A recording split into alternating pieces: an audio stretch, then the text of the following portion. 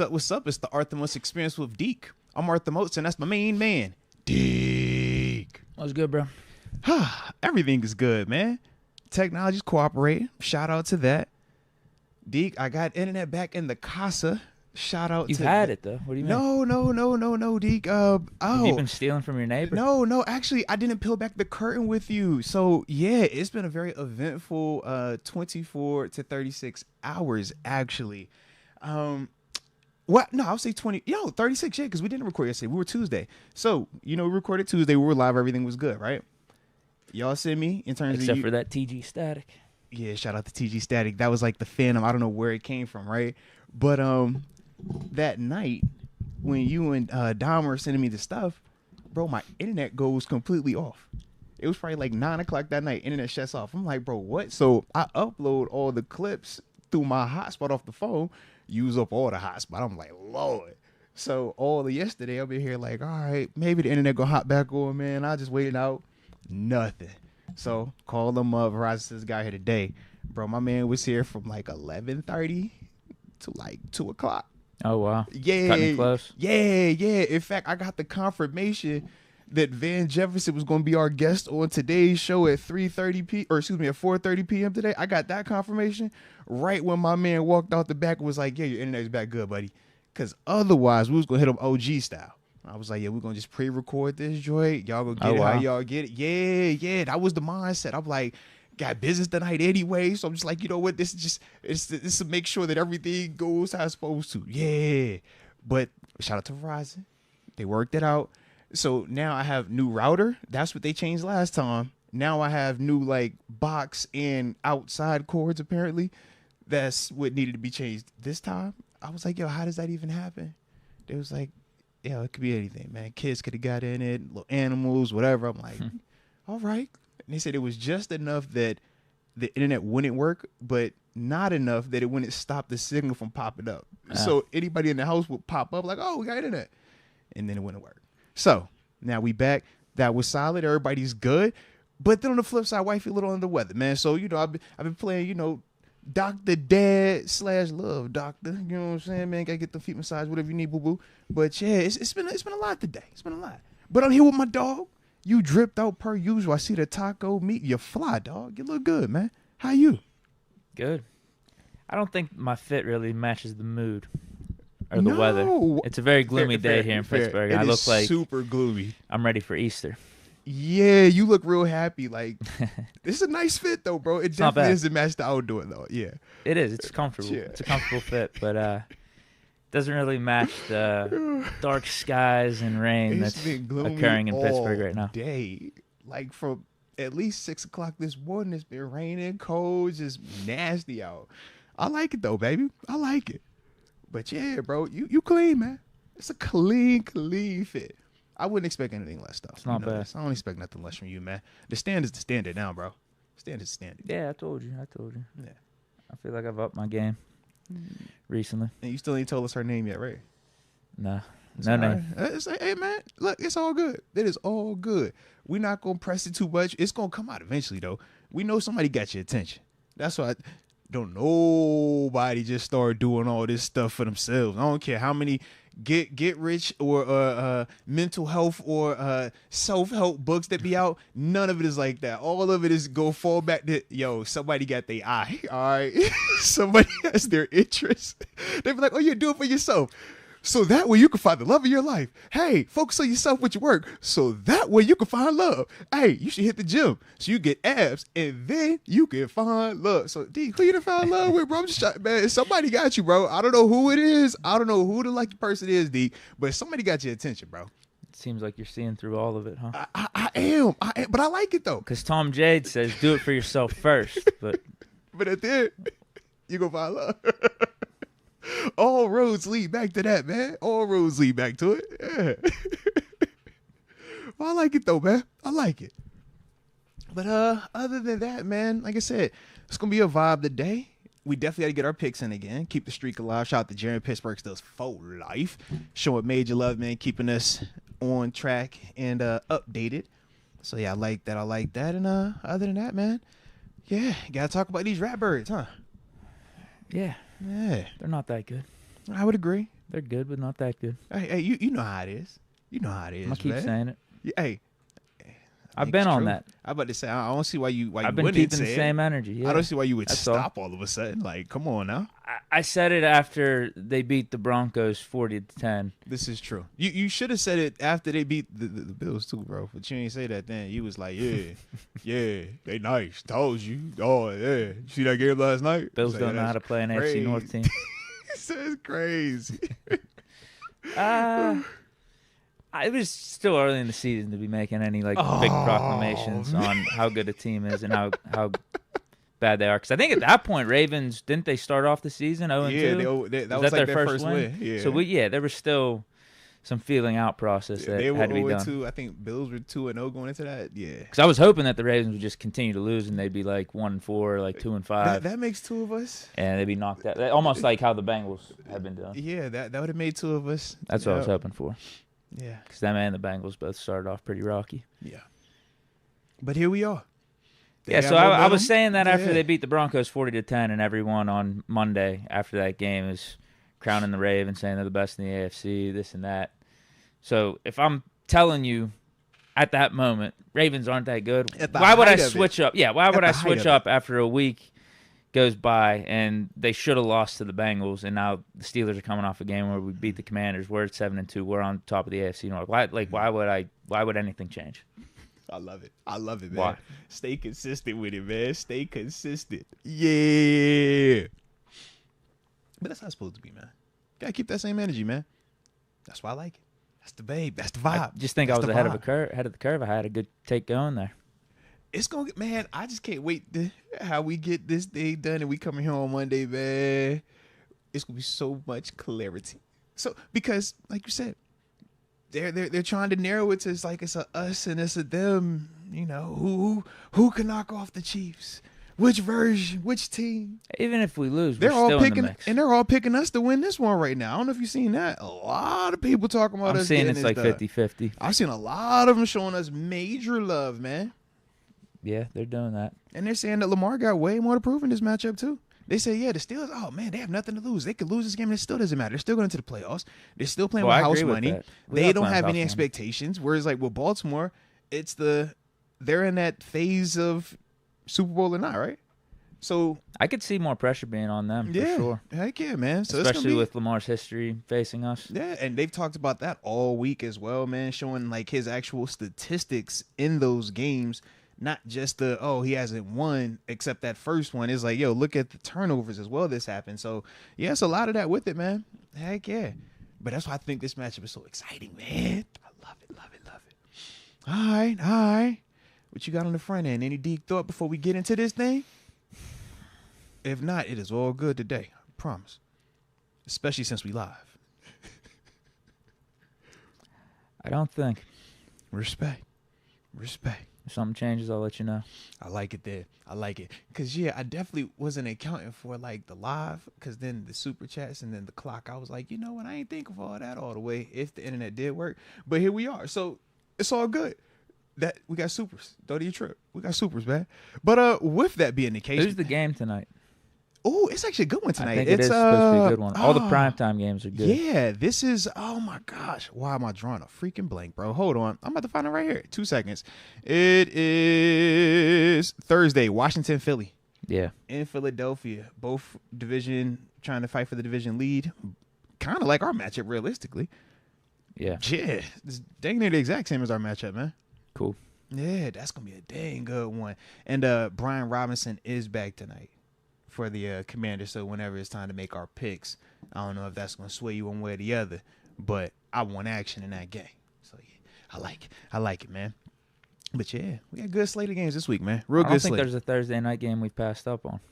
Low-key, I kind of agree with you because that Bills-Dolphins one was so early. You bought into it, so it was all good. I don't think I could talk you into it now. But, yeah, it worked there, so, yeah. I think we're good now. There's no more Bills-Dolphins games. Yeah, we're good. I was saying, we're good. I went 1-1. Yeah. It was worth it. Even though the Bills went 2-0. I was like, it was worth it, man. It was worth it, man. I promise I don't have any negativity towards you about you winning that game, man. Hey, no problems on my end at all. All right? No problems. But, yeah, man.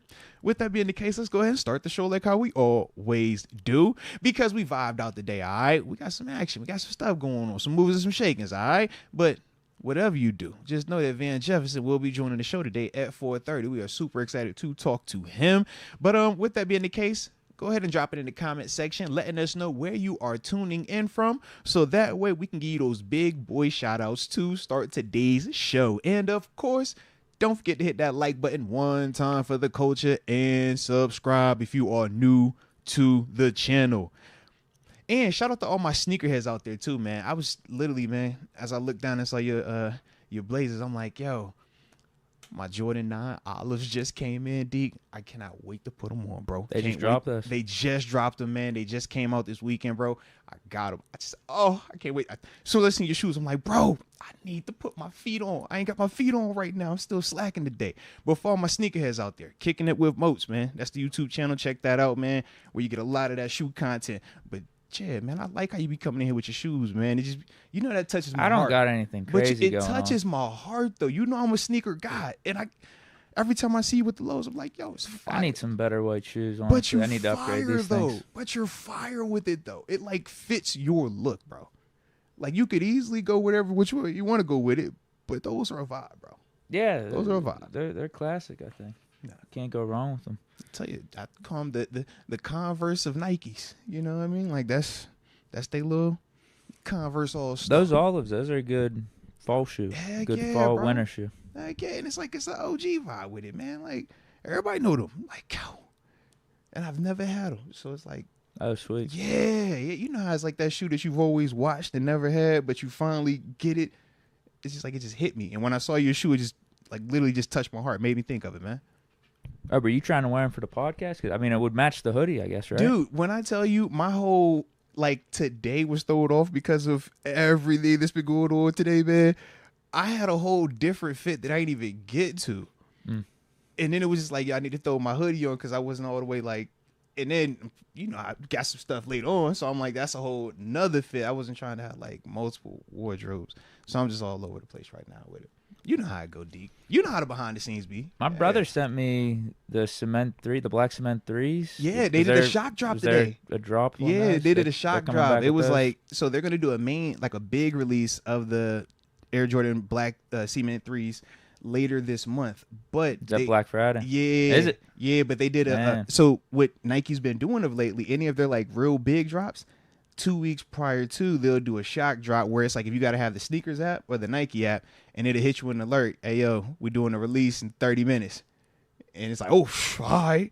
So, yeah, you could. That's usually the way to get like the wins at retail because, you know, on the big drop day, everybody's up Saturday, 10 a.m. Eastern Standard Time. And it's like, yeah, you fighting against everybody, bots included. But with the shock drop, oh, yeah, that's your chance. If you got your. They like, you got your notifications on? Oh, all right. Yeah. 900 juice, got them. See, that's what I'm saying. I got the alert today, too. I was like, hey, yeah. Did you get them? I already have the pair still from last time. And mine ain't with badges, so I ain't need to upgrade yet. Okay. So I'm good right now. But, yeah, they literally right there by your foot. But you can't see because of the desk. But, yeah, they lay right there, man. I like my Cement 3s. I even got Cement 3 house slippers.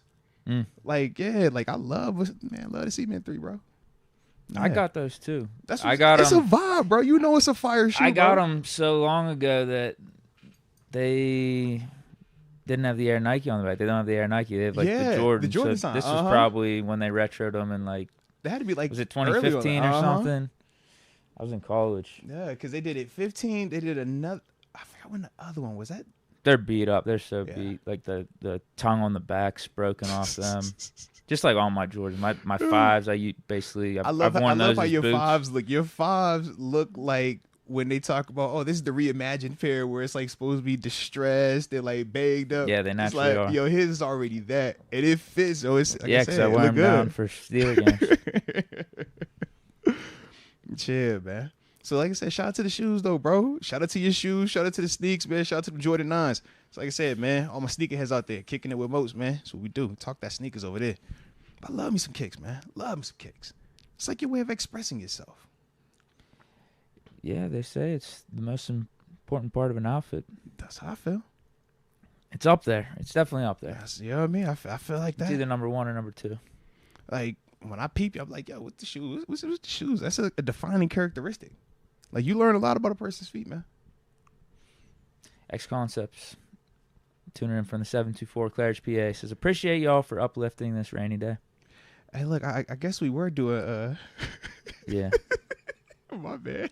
No, you're good. Hey, look, I guess we were doing shout-outs. Yeah, drop it in the reason to comment apologize. section where y'all tweeted in from. My bad.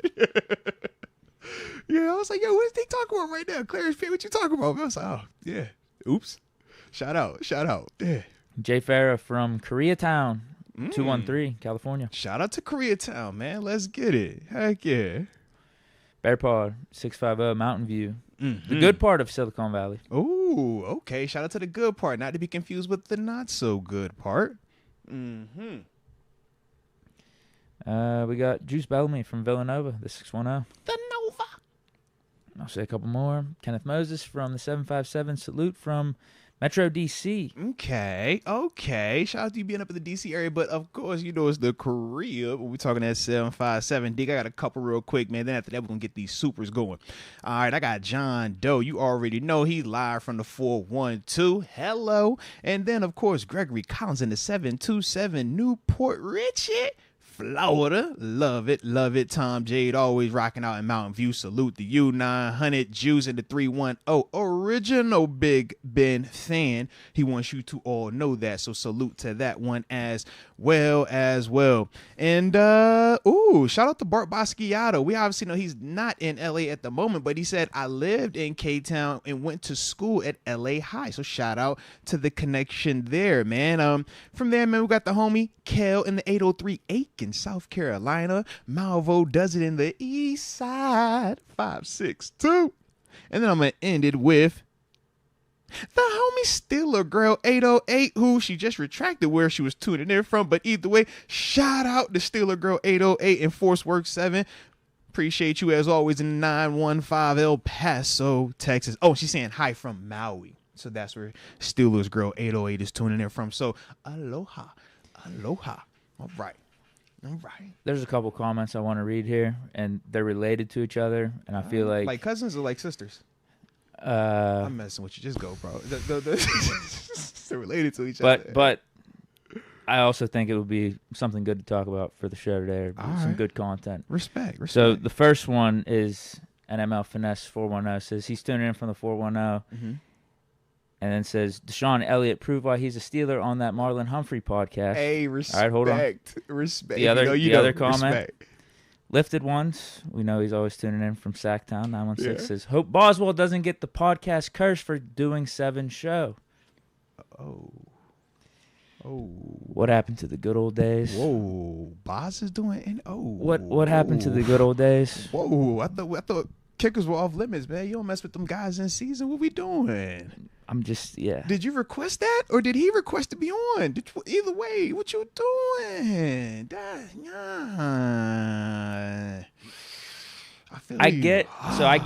So to me, the good old days. Players weren't going on podcasts like this and being buddy with the enemies, and like you said, Boswell kicker going on a highly touted show, like 7, like a very highly touted show for being local, for Pittsburgh. Ben, like it's Big Ben. Yeah, if you are on anything with Big Ben, it's big time, bro. Right. So I get back in the day, and still now, teams would make players do media hits. Right. Whenever your team's rolling, and a guy like Coward or like a Jim Rome, they want to request to talk to someone. Like that happens, right? Right. We've talked about that before. Like that's the ins and the outs of the trade. But to offer yourself up, basically, like a Deshaun Elliott, like he doesn't have to go on Marlon Humphrey's podcast. Boswell, you don't got to do on 7. You can wait till the offseason. Both of those guys could wait till the offseason. Both of them. Oh. Yeah, I was excited because of the Deshaun Elliott content. I was excited about it, but at the same time, I felt torn because I'm like, bro, this is the week. Like, you know who we play this week, bro.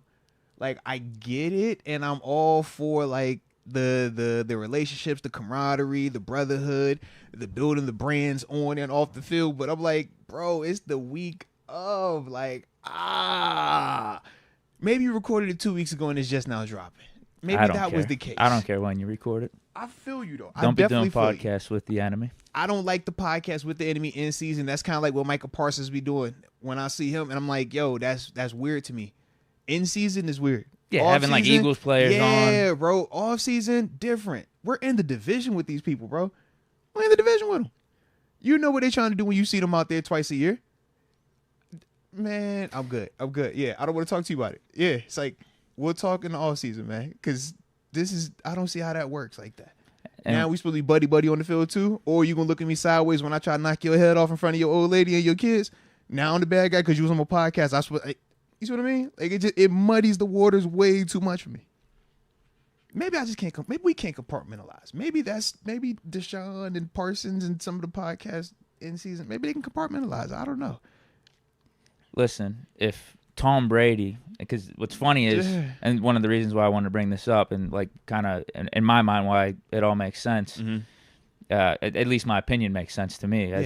These guys. I mean, you Deke, bro. Come on, man. These guys. You shouldn't be doing this. You're putting unnecessary targets on your back. You're putting unnecessary potential jinxes out there. It's just I don't like it. Respect. But anyway, after seeing that Boz does the Ben's podcast and Sean Elliott goes on Marlon Humphrey's podcast, I see that video from Brady. I think it went viral. It was either last spring or I can't remember when it was, last year during the season. It was at some point where he was talking about his mentality season in, season out, and going up against opponents. He said, I didn't have friends on other teams. Like, they were my enemies.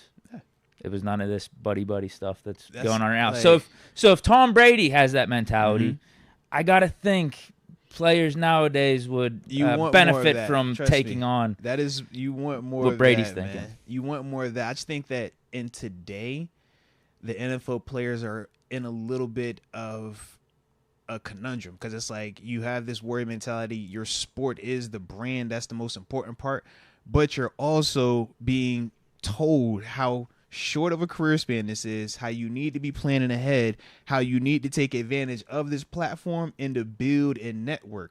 So now you're stuck between this warrior mentality that Brady talks about that I definitely agreed with and myself kind of took that approach versus, man, what if I'm only out here for 2 years? What if I'm only going to get 4 years out of this thing? Man, at least I can start building this platform, having people looking. We know this is an avenue that former players have already shown. Hey, man, you can have success post-football doing a podcast, doing media. So they're kind of like stuck a little bit now, but I definitely feel what you said because I'm just like, like, could you imagine if Cam had Roquan Smith on his podcast this week or Matabuke on his podcast this week? I can't imagine it. That's the sad part. Unfortunately, I wouldn't be happy about it. I wouldn't be either. But that's what I'm saying. It's like, yo, it makes it weird to me. Like, I don't want to see Derrick Henry on the Patrick Queen podcast talking about, yeah, man, I can't wait to play you this week. I might try to run you over. Ha, ha, ha. No, man, what you like about Baltimore anyways, man? I like the crab cakes. No. Save that for the offseason, man. Save it for the offseason. I don't want none of that in season. In my opinion, it's optimal just to not do it at all. But, hey. And yes, John Doe, at least Deshaun was at Raven before, so it's not completely just, they cold calling you up. Hey, bro, what's up, man? Want to talk this week? So at least he might have texted you. He might have already had your number. So cool. But still, it's weird to me, man. Cut it out. Remember, they ain't want you. What Patrick Queen say? They ain't want that man. He turned up. He hot. I could feel sizzling. I could feel the heat all the way over here right now, man. You could feel the heat. It was raining outside. It was like, what's that, Patrick Queen? He said they didn't even offer him a contract. Come on, and bro. I don't think he gave us that information. He did not. Initially. Nope, It was just they couldn't come to terms or negotiations didn't go well with the Ravens. Yeah. They didn't even offer him, period. He said they ain't offering. Man. Hit a little different, bro. Hit a little different when they don't offer you. We've done that before. Deke, big name hit players. a little different when they don't offer you, bro. Juju. Yeah. You see, it may be a little hot. Hit a little different. You remember that one? Heck yeah. So, yeah, I can't wait, baby. Peanuts to go to the Chiefs. Which is crazy because I thought about it was just we were done with Juju. We were done with Juju. He didn't sign for a lot to go to Kansas City, but then I think of Patrick Queen signing for 3 for $41 to come here, and it's like, dang, Baltimore, y'all want trying to do business with that? Like, I get it, you had Simpson there. I know you had Roquan, but it's like you just let it walk? Like, I like it, man. Here's a good question from Lifted Ones. Uh-oh. Moats, why you ain't keeping this energy with Buffalo then? What you mean? When did I do a podcast? No. I think the Steelers and Bills do podcasts together, man. Steelers and Bills don't do podcasts together. I think he's talking about no. Like Patrick Queen saying they didn't even offer me. Like they let me go. Like no. Honestly, you did say you were pissed off. Yeah. You heard the passion that came up low key. I was trying to like put it back down. I was pissed. It took them firing people in upper management. I don't name the names. Deke knows exactly who I'm talking about. That's the funny part. That's why he's laughing. Once they had turnover, yes, had a new once regime. they had their new regime, that's when I came back and was like, okay, wifey, kids, y'all can break the bill stuff back out. Hey, mother-in-law, I know you used to go to the bar at 9 in the morning because she was out in Cali watching us play at 1 o'clock. You getting turned up watching the Bills get beat every week. Like, hey, now we can break that gear back out. But really, she was. Oh, bro, faithfully. Yeah, faithfully. She'd be like, yeah, I'm at Buffalo Wild Wings at 9 a.m. She'd text me before the game. I shoot her a little text back. She'd shoot me a little. I'm like, bro. I got to ask her about these stories next time I see her. Yeah, but every game, bro. Every single game, man. So, and Bills always playing at 1 o'clock. You know, we ain't never had no prime time. The only time I played at 4 o'clock was when I was in California. She was at the game. So it was like, yeah, man. But and that game was actually at 1 o'clock because it was in California. Now that I think about it. So, yeah, man. But, you know.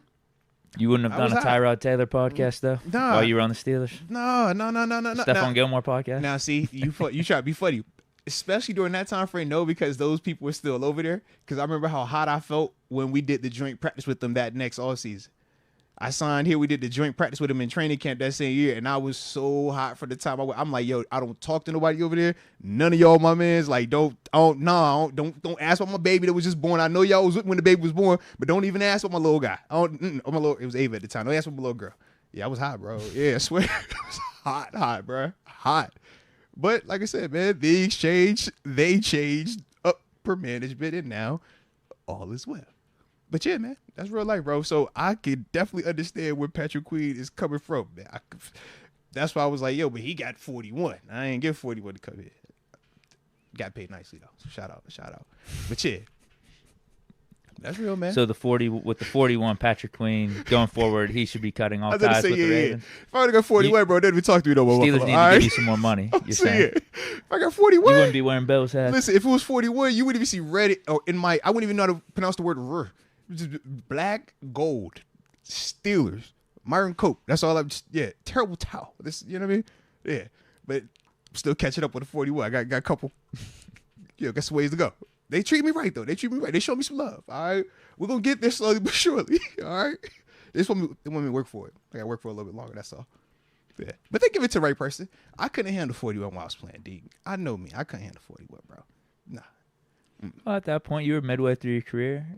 Deke, you're more mature than Deke. when you first came in. When I tell you, I feel like I got paid throughout my lifetime, all at the right moments, bro.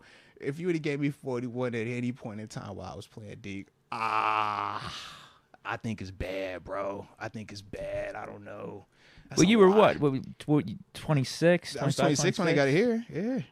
Father at that point? Yeah. I was still young, bro. It's a lot. We were young. It's a lot, bro. You're already feeling invincible. That's a lot. Whew, that's a lot. So, yeah. What would you have done? I don't know. But I know people that kind of wigged out. I shared a locker room with a couple guys that, touched them big numbers and became rock stars that we've seen how it's been continuing to play out for both of these individuals. Yeah. So, I didn't think neither one of them would be where they currently have, been. We was in that locker room, but hey, man, it's a lot of money, bro. It's just a lot. So that's why I'm just like, I don't know, but I'm glad Mansions, cars, parties. It's a lot that comes with it, man. It seems like it's a lot. It seems like shoes are your thing, though. For me, yes. And I don't know. Would that have still been my thing at 41 mil? Right. I don't know. Yeah. I just don't know. More to spend. You know what I mean? There's more options. I don't know. 41 mil is like a different combo to me. Like, I thought what I had was 41, and it was nowhere near 41, but to me, it felt like 41. So if you really gave me 41, you catch what I'm saying? Like, yeah, that's it. But shout out to the people, man. Shout out to the people that are mature enough and can handle it and Patrick Queen for certain looks like he is mature and handling it the right way, man. So salute to him, man. Salute to him. First super of the day, we got Hammer Baked behind enemy lines. Ravens fans are nervous. Ooh, you better talk that talk, and I already know what time it is over there. They better be nervous if they know what's good for them. If they know what's good for them. Dante Scott sending love and prayers for no reason from the 813. Hey, man, you never need a reason to send love and prayers, man. So you know what? I'm sending them right back to you. Right. Sometimes that's the best time. Everybody in the chat, facts on that, man. Facts. You ain't got to wait till something go wrong. Send in with that and draw, man. Shout out. Shout out to the just because love and prayers. Yeah, it is. It's like that Jelly Roll song. I only talk to God when I need a favor. See? Come on, man. Show them some love whenever. Right. Don't wait till it's a 911. Don't wait till it's an emergency. Build that relationship. Build a rapport. John Wright. Russ said Calvin Austin reminds him of Tyler Lockett. Did he say that again? I don't know if he said it again, but we definitely have had him say it before, which I do like, and I can see the comparisons with it, man. We've talked about those. So, yeah. Right. That was John Rye. Next we got Crixon. Do you guys see RG3's NFL team rankings? He's saying the Steelers over the Bills. What do you think, Moats? Hey, first off, shout out to you, Crixon, for this to be your first super chat. I like how you just came in here trying to choose violence. Like, bro, you ain't even go to the layup line. How you just gonna go right at that? Like, yo, it's your first super chat. He ain't say, hey, man, this my he first threw time the eye emojis at the end, too. You see what I mean? Like, it's just a lot for that to be your first one. Like, that ain't going, man. He's been lurking. You see what I mean? Like, yo, he's like, yo, I've been watching y'all. I've been waiting on this moment. Oh, yeah, I'm going to shoot right here. Hey, yo, Moats, big. All right. But dang, he said man. He's been watching for 2 years. See, that's cold-blooded. That is cold-blooded. But we appreciate the heck out of you, man, rocking with the channel, man. And we definitely appreciate the super chat from you as well. I personally did not see RG3's team rankings, but I do respect his decisions with that because dude knows what he's talking about. I'm still upset that they took my man off of the ESPN vibe, man. But he definitely know his stuff, man. But in terms of Steelers being over the Bills for right now, I don't hate it. If you think about what the Steelers are currently doing, they're getting back healthy. The optimism surrounding the team is still very high, mainly because of the insertion of Russ. So I think that that's a big positive. And we just came off of beating the Commanders team, right? Commanders, a little bit bigger of a name right now than the Colts. And I forgot who it was. Oh, the Dolphins at one point, and there was another team. Who's the Bills' best one right now? Off the top of my head, I actually don't know. Just beat whoever they put in front of us. You know, but they got Kansas City this week. So I think, so what I was saying is this though, man, in terms of Steelers versus Bills, I think this week is going to tell a lot about both of those teams. If Steelers beat Ravens, we know a lot about the Steelers, right? In the sense of how valid they are because we saw the big test last week versus the Commanders. Check that off. Now you go over here and do it versus a Baltimore team that's viewed up here. Now you feeling great. For Buffalo, similar concept, man. You beat a Chiefs team that's undefeated right now. Yo, they looking at you like, all right, you all the way real. But at the same time, with Buffalo, they're banged up at wide receiver. Keon Coleman been out last week, out this week. Amari Cooper out last week, might be out this week. So that's kind of where they've been at these past couple of games. Still winning, still scoring, but just different situations right now. So that's what's like, I can definitely understand that. You know, it's week to week anyways, but I could definitely understand it right now. Yeah, at this point, I don't care really where the Steelers are ranked in RG3's power rankings. Yeah, I mean, it's RG3. Power rankings in the NFL don't hit the same to me because it's not like college where somebody is voting upon you to all you got to do is make the playoffs. Yeah, you just make the playoffs. That has zero to do with anyone's opinion. Whereas college, it's like, yo, the committee could really do you bad just if they don't like your school or they don't respect your school's wins. NFL-wise, like, yo, it doesn't matter. You could be 30th team on RSG3's power ranking, but if you win your division or you are mathematically the 7th best team, you're going to get in the playoffs. So, shout out, though. That's why I say, like, shout out to RG3, though, because I do, like, as a football man, do know his stuff, man. Yeah, it's content. It's fun to talk about on a week-by-week basis, but if the Steelers are ranked 5th in the power rankings in Week 11, whatever. They're just taking the college content that sells week in and week out and said, let's put it in the NFL. Even though it doesn't hold any weight whatsoever, let's just do this. I'd much rather you just recap the division standings every week versus giving me a power ranking.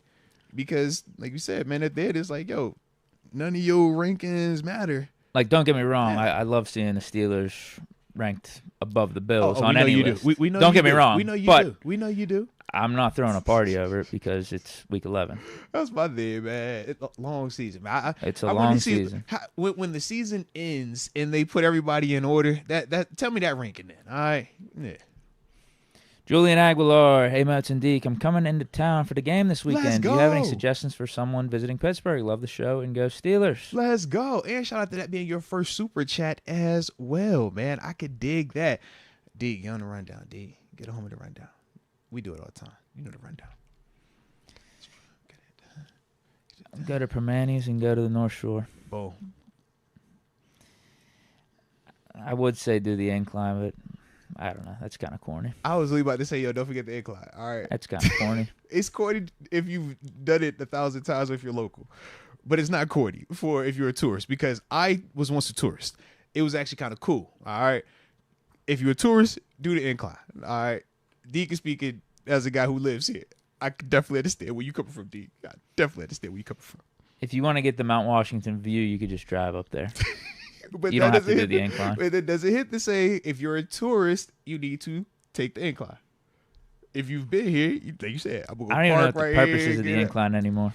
It's literally to take. What was you it up. made for initially? I thought it was. They said it was like the workers. It was supposed to be like, Okay. yeah, for them to get down without having to like worry about the buses or all the. That actually like, makes stuff. sense. That's pretty practical. So it was if you like lived that. on Mount Washington and you had to work down in the city. That was the whole thought process, and that's why they had the two. You got the one in like the one further down. Oh, maybe some people still take it for work.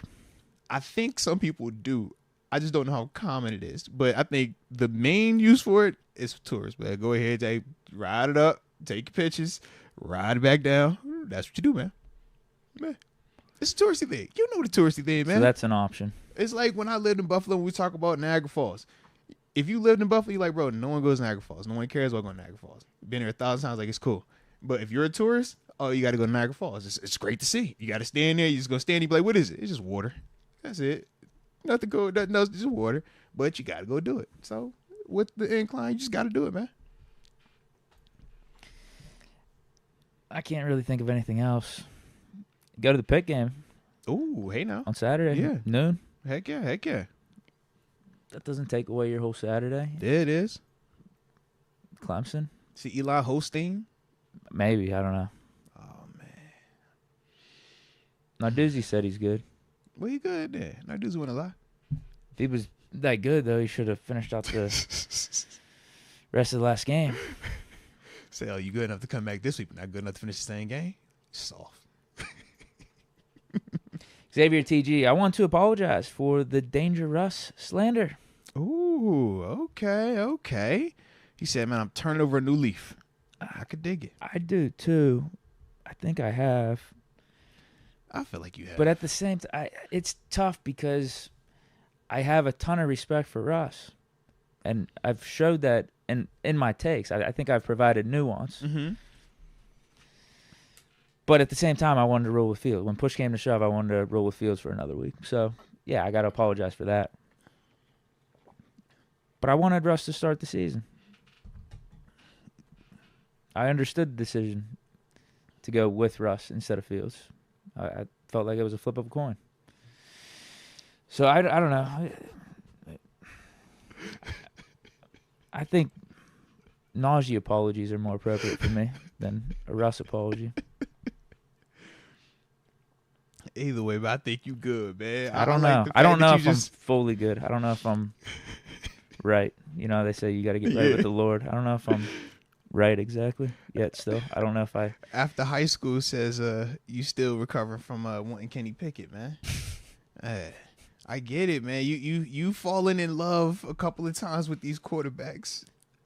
But I think you got the right one. I think you're in a good place now, man.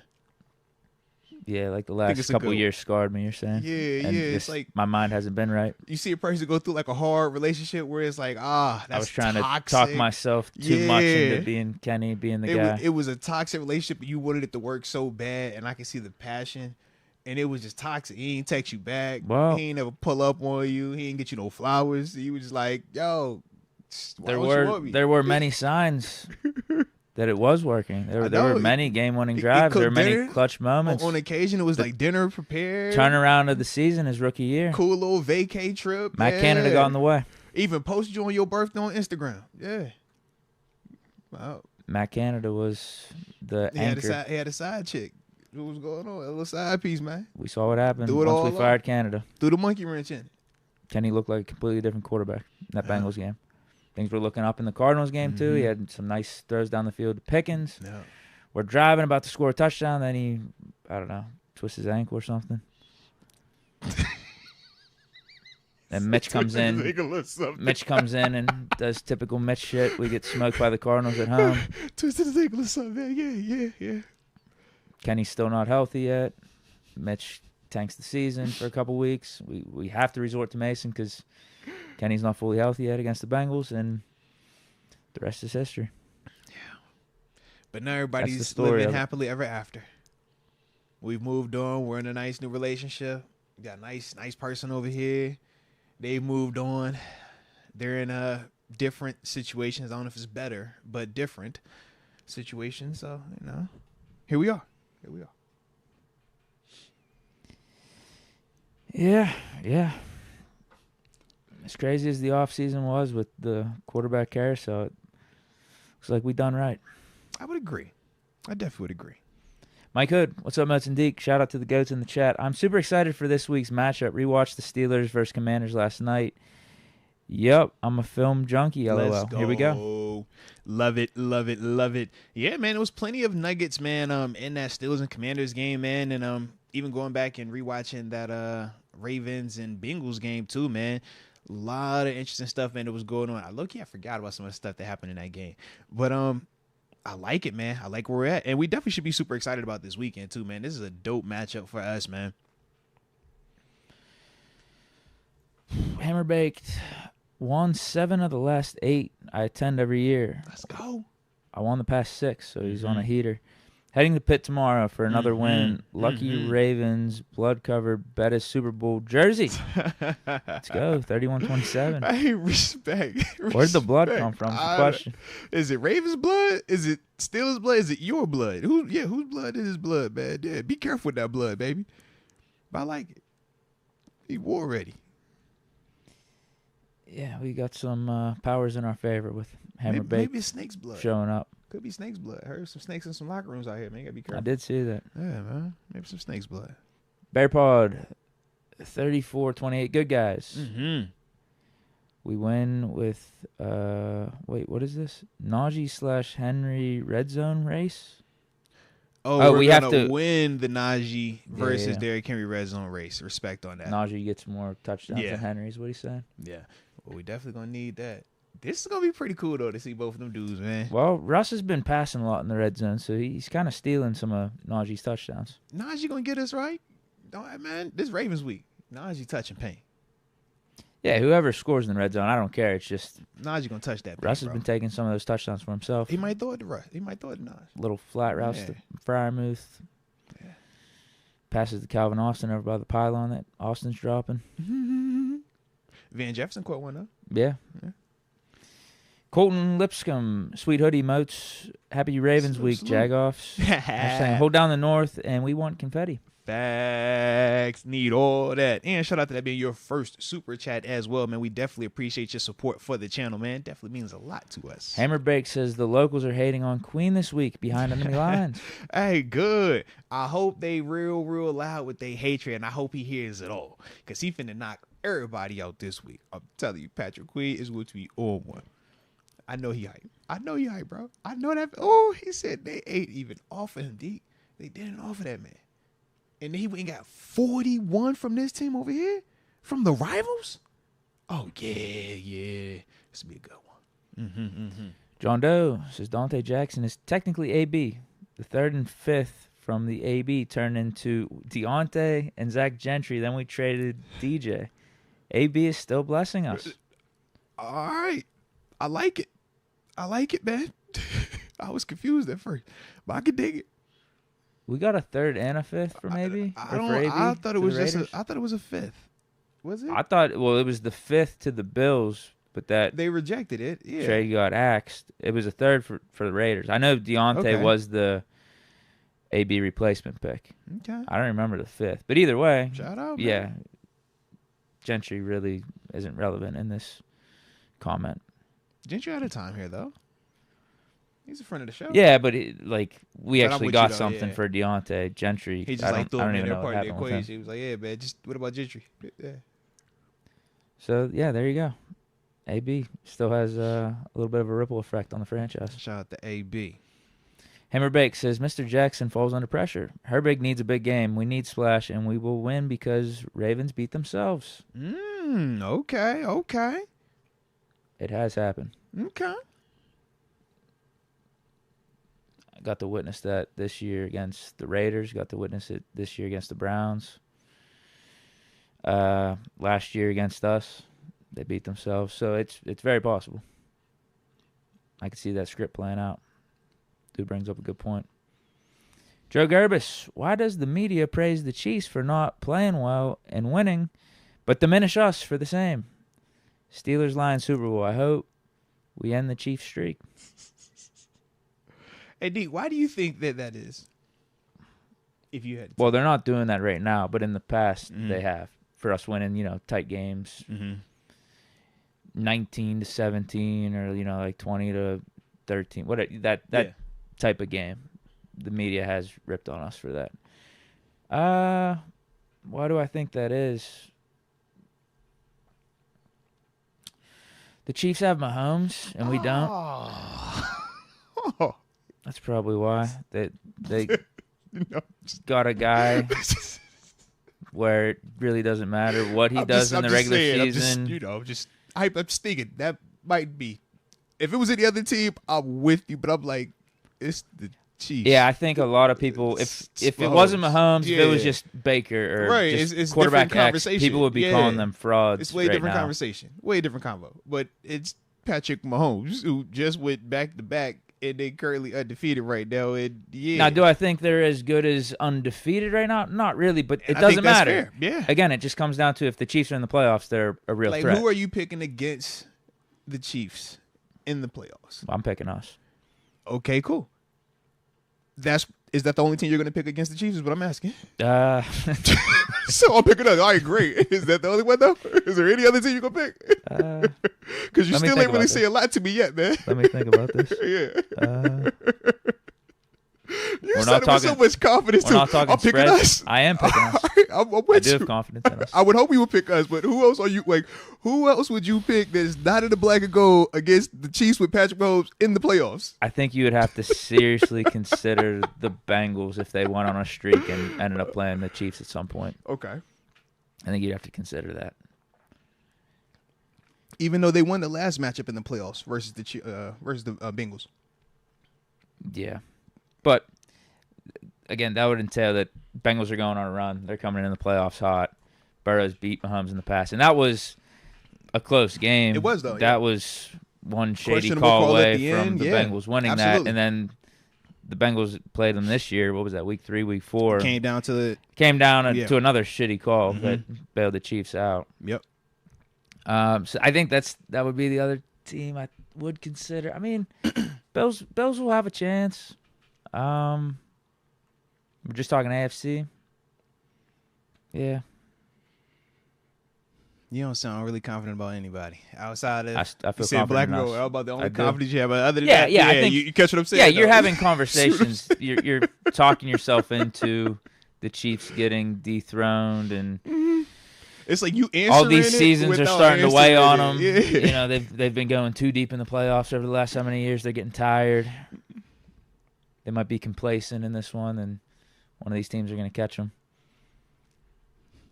I mean, Burrow's beat them in the past, though. Yes, yeah. Yeah, they play them tough. And they've been beat in the regular season. Bills should have beat them in the past as well. Josh has beaten them, was it 2-3 times in the regular season? And they should have beat them on the 4-touchdown game.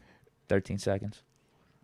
It was a wide right a year ago from making it interesting in overtime. That would have been overtime, Come on, man. But either way, they've won the postseason ones. You know how I go, man. But yeah, you. I was expecting you to name me another if you're betting team, big man. money, you ain't betting against the Chiefs. Like I said, I think that's where my rankings would be. I would definitely pick the Steelers over the Chiefs, no matter what. And then Bengals, Bills. I think you're really thinking about it. I would have the Bengals ranked over the Bills, though.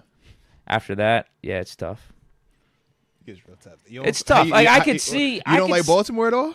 No. Down to the wire I was gonna say I could see Baltimore beating them. I could see the Chargers beating them. Ooh, Chargers in an ugly game. You know what Division I mean? Division 2, yeah. Harbaugh making it ugly, running it. So I could see Mahomes those things happening. But get about 6-7 possessions. If you're making the pick going into the game, I think most of us are saying the same thing. I'll believe it when I see it. Yeah. Until one of these teams do beat Mahomes, it's going to be tough to bet against. I'm with you on that. But Russ has a Super Bowl in his own right. Facts on that. Russ has beat Mahomes in the past. I think we got a good thing going as a team. So, yeah, I'm picking us. I'm confident in us. Call it bias, call it whatever, but I think we can beat the Chiefs. We should be able to. Yeah. I'm just ready. I hope we get the matchup. Obviously we get the Christmas one, but I'm like, the matchup. Regular season is one, but wouldn't mind it at home. The matchup is postseason. ASAP Smalls, Moats, we need you to strap them cleats back up for this final stretch / Super Bowl run. Ooh, don't you curse at me like that. I like that it's your 10 Super Chat, but don't curse at me like that, man. Don't you strap it up. I got some fire Jordan Ace. They got like the straps, the little, you know what I'm saying? Oh, yeah, those are good. You know what I'm saying? I got maybe a LeBron here. My Travis Scott's got the strap on, but other than that, y'all, don't strap on no cleats on me. Definitely don't even look at me aggressively. I don't want no problems with nobody. I am non-violent at this stage of my life. I could take the 41 now. But back then I couldn't. Back then, way different. Yeah. He has a follow-up and says, and to beat the Bills in the playoffs. That is tough. That is tough. Why you want to be all like just, like why is it gonna be all that? That's crazy. You do it next year. Next year, definitely. I'm open to next year. Huh? It can happen next year. What do you mean? Why next year? No time like the present. No, man. Next year, maybe next year. What's next year? The Anthony winning this year. I'm messing with you. Who, the Steelers, right? Yeah, either way, man. How you want to do it, man? Man. Leave me alone, man. Y'all funny. John Rye. Oh, by the way, Moats, Kentucky is them dogs. Oh, no, Kentucky did look good. Did you see any of that game? No. Shoot. So I guess Duke lost? Yeah, it was like the score ended up being, I think, by 5. But you know how it is, like, once you miss that one at the end and you just shoot the free throws, it was like that. But, yeah, it came down to the wire, man. Cooper looked good, though. He ended up, like I said, people made, like, the big deal about at the end, he had 2 turnovers. They went to him on the ISO on the last possession of the game. But, dude, I think it was, 26 and 12 or something like that? Yeah. And then, of course, the whole game. You know, he's only 17 years old. He's only 17. Did you know he's only 17 years old? This is the youngest player in ACC history to have his first 3 games have this many points, this many rebounds. He's like, yeah, this kid's crazy. But now he look good, though. How's man. This shit I have no clue, bro. Common like, now. People are reclassifying. And they just leave Ray's like, yo, he's 17. It's like it just so happens to be the best players in their sports. Bro. Cooper Flagg and then he's on the receiver from Alabama. He up here getting. I'm like, yo. He's like, he's only 17. Did you know he's only 17? I'm like, bro. 17. You over here dunking on people at 17. You dunking on Kentucky at 17. You getting 26 points on Kentucky at 17 years old, bro. Yeah. Hammerbreak gifted a Moats membership to Nick Bitt. We're getting close too, man. Do you think it's an on time? What's the vibe today? For who, Van? Yeah. You think you're on time? Definitely. Right. Yeah. Okay. All right. Oh, you said, first off, Hammerbreak, shout out to you, man. We definitely appreciate you paying it forward, being an absolute rock star at life. And to the individual that Deke just named, welcome to the upper room. Yes, indeed. Yes, indeed. Hammerbake says it was a drunk Ravens fan's blood. Oh. The a-hole was pushing women in line. Oh, no, you can't do that. And I felt like I had to do something about it. Okay. It happened in Pittsburgh, by the way. Okay, respect. Respect. You say, yo, I gotta get that honor. I gotta get that valor. I like that, man. I would like to comment. Because the violence, you know, I don't want to get in trouble. But I like it, though. I like it. Be a good guy, man. Be a good guy. And that's cause and effect, too, man. Don't get in trouble. Don't do nothing wrong to people. I don't know if this is real, but I'm seeing some comments in the chat saying that Kenny Pickett got cut from the Eagles. Man, I ain't hearing that. You scared to search it too? Oh no, I'm definitely looking up. What do you think? I don't believe real it. Or fake? Fake. I guarantee it's fake, bro. Kenny ain't getting cut, bro. I think it's fake. It's got to be cut. Kenny ain't getting backup. cut. Yeah, it's super fake, bro. Fake. Got to be fake. Heck yeah. Fake. What's it, Kenny? Man, people want Kenny to be god awful. Kenny is not god awful. He's just not great. You know, he's in that just regular phase right now.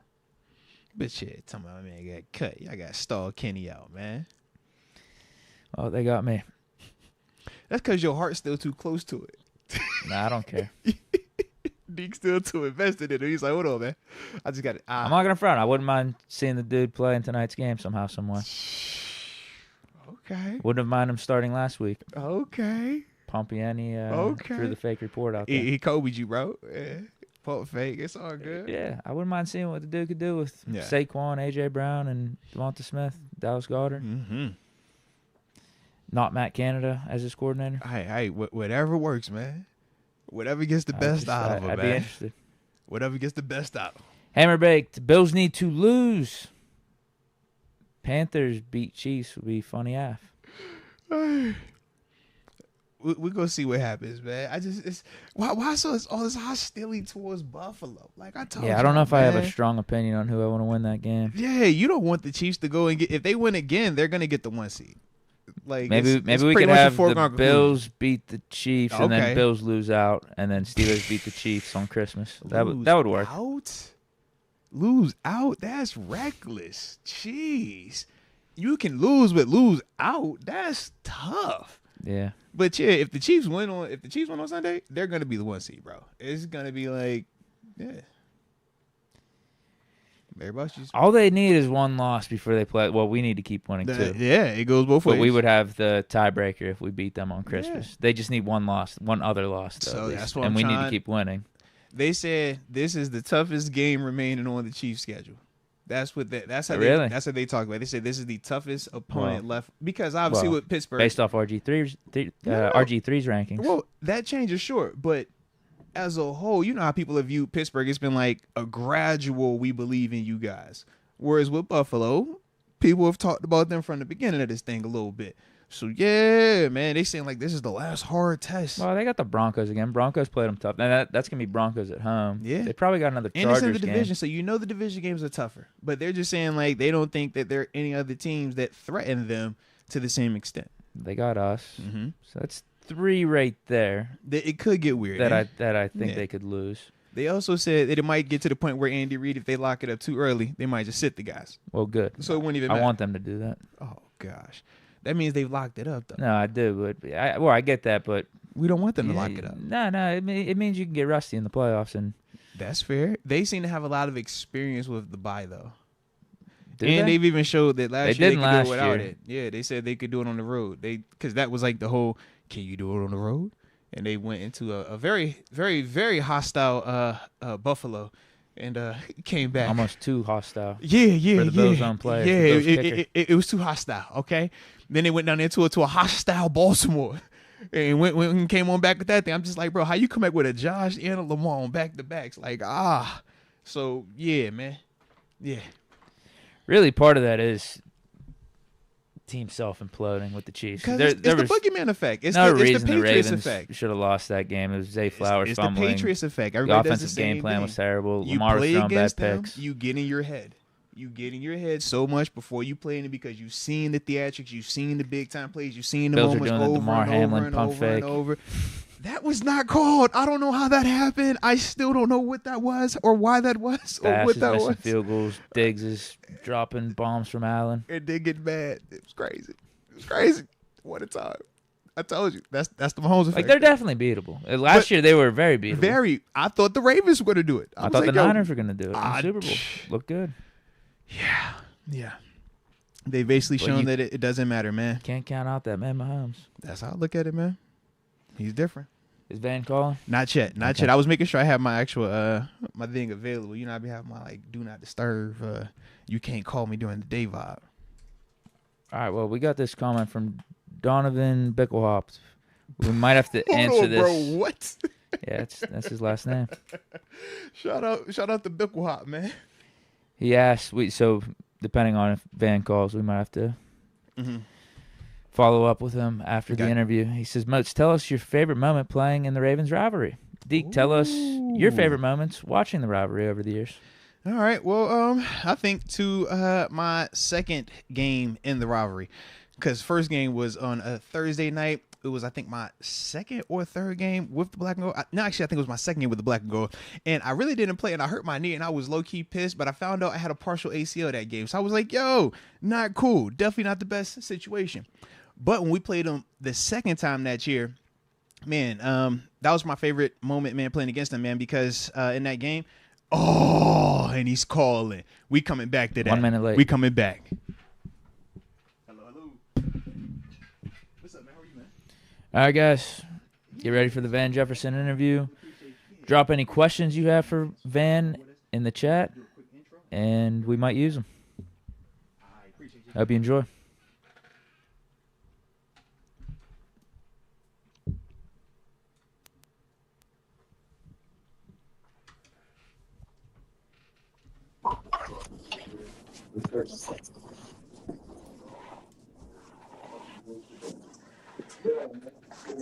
All right, you got me over there? Yes, sir, I got you. All right. All right, now, ladies and gents, boys and girls, we told you about him. We've been super excited since he signed here this offseason, and now we get a chance to be joined by him. Now, this guy came into the NFL in the 2020 NFL Draft when the LA Rams selected him in the second round with the 57th overall selection out of the University of Florida. And once he was with the Rams, he did go on to win a Super Bowl with them, being a part of that Super Bowl 56 championship team. And as I said earlier, man, he signed with us this offseason, number 11, wide receiver Van Jefferson. Van, first off, man, appreciate you taking some time, man, to jump on the show with us today, baby. Yes, sir, man. Glad you had me on. Heck yeah, man. And, I was looking at all these places you've been professional. I'm like, man, you played in L.A., big time, big city, drafted there. Yeah. Go down to Atlanta, another big city down in the South, man. And then you come up here to Pittsburgh, man, where we have our own little vibe up here, man, making noise. But of all these three places, man, talk to me a little bit about the food. How was you feeling, man? What was your favorite places, man, of those three, man? Yeah, man. So, I would say in LA, I'm a big foodie, bro. So I always try to talk to me, man. I always try to find a good food places while I'm there. In LA, it was kind of it was a pizza spot out in Thousand Oaks that I really like. It was called Danino's, and I always I would always be eating some of that or something like that. In Atlanta. It was like it was some Thai food spot, man. They had like some crazy spring rolls in Atlanta. Yeah, man. I would have thought you could with some wings or something down there, man. I got this Thai spot. Yeah, get the Thai spot, bro. It was crazy. And then here I haven't found my favorite food spot yet. I'm still trying to figure it out. People have told me some places, but I'm still trying to figure it out or what I like around here. So. You got to give me some pointers, man. Okay. Yeah, what would you say, Moats? Man, for me, let's see. Oof. All right. Love Fat Heads in terms of that being on the south side, man. Good wings in there. Fat Always heads. a vibe there. Okay. Let me think. Carmi's, that's another soul food spot. Super good. I think that they have the new location is on the south side. It was one by the stadium, though. About to say, that's definitely fire. Ask Cam about it. He'll tell you about that spot. You can't go wrong there. And then I mean, in terms of a little bit bougie, a little higher end, Off the Hook. Yeah. Now I will say in training camp we was eat at a wing spot. Yeah. It was called Dino's. Dino's. Okay. Yeah. Dino, that thing's the hit. Yeah. Hey, look, at Lake Trove, man, that's what the staples is like. Are you going to Dino's or you going to Sharky's? But somebody going to hit. You got to make that run one way or the other, man. Yeah, I got to. Heck yeah, man. Now, going back a little bit, man, talk a little bit about your decision, man, coming out of high school, man. We know you ended up going to Mississippi, Ole Miss, for college, but take me through all that process because it looked like you was, battling through some decisions and stuff like that on the front end. Yeah, coming out of high school, man, obviously being highly recruited and being able to experience a lot of things and going to a lot of official visits. it was great, man. You know, I had my mom and my dad in my corner, but when it came down to it, you know, I'm gonna keep it a buck. I'm gonna keep it a buck. Talk to me, man, because you were big time. You weren't no regular recruit. You was a big time recruit. Yeah. Yeah, man. So really, coming out of high school, where I really wanted to go, I really wanted to go to Ohio State. That was like my dream school. Dream school growing up. And throughout the recruiting process, like I was set. I was like, man, I'm going to Ohio State. But man, a couple things within it, moms and dad talking and stuff like that. It just ain't never worked out. You know what I'm saying? They say your mom and dad ain't with it, so it's making it tough. Yeah, you know. So they offered you that. Didn't work. You know what I'm saying? A couple things really didn't work out. So did they offer you? Yeah, they did offer me. That was when that was when Urban Meyer was there, so he recruited me hard. I know. So but so mom and dad were with I know mom and dad, I don't know, man. It was kind of up in the air. So then, you know, I had a real good relationship with Coach Freeze at Ole Miss. Mm-hmm. And you know, he used to come and visit me a lot, and we talked and stuff like that. And, you know, at the end of the day, I kind of, you know, felt comfortable going to Ole Miss and being up under him. And, you know, so I committed to the coach. You know, I didn't commit to the school. You know, people always say, you know, do that. But, and so, you know, had a good experience there at Ole Miss for the years I was there. And then ultimately, Coach Freeze ended up leaving. And so, you know, when he left, a lot of things changed, you know what I'm saying? And I just felt like, you know, I really didn't want to just kind of stay there, you know, because at the end of the day, you know, he left, and that was the guy I came in with, and me and him had a real good relationship. And so ultimately I decided to go to Florida. And then when I left Ole Miss, it came down to Michigan, Louisville, and Florida. And I ended up choosing Florida because kind of the reason I chose Florida, because Dan Mullen was coming in. He's a new coach, and I'm a new player. So it was like me coming in. Fresh start for both of y'all. You know, fresh start for both of us. And he can't play favorites. So because he don't know anybody on the team at all. So like, how he gonna play favorites if he don't know anybody? So I was like, he gonna give me an equal opportunity just as anybody else that's on the team. So I felt like, okay, I can go in, you know, and earn my stripes and earn, you know, my playing time. So that was kind of the decision going into Florida, man. And shoot, from there, I ain't look back. You know, all my family from Jacksonville, Florida. So I was like 45 minutes away from the school. At the crib with the people's there. Yeah, I was back at the crib. So all my aunties and cousins and everything was in Jacksonville. So it was like 45 minutes away from the campus. So I used to go back all the time and get home, cook meals, and be around family, man. So that's kind of the reason why I chose to go to Florida. No, I like that. Now, real quick though, man.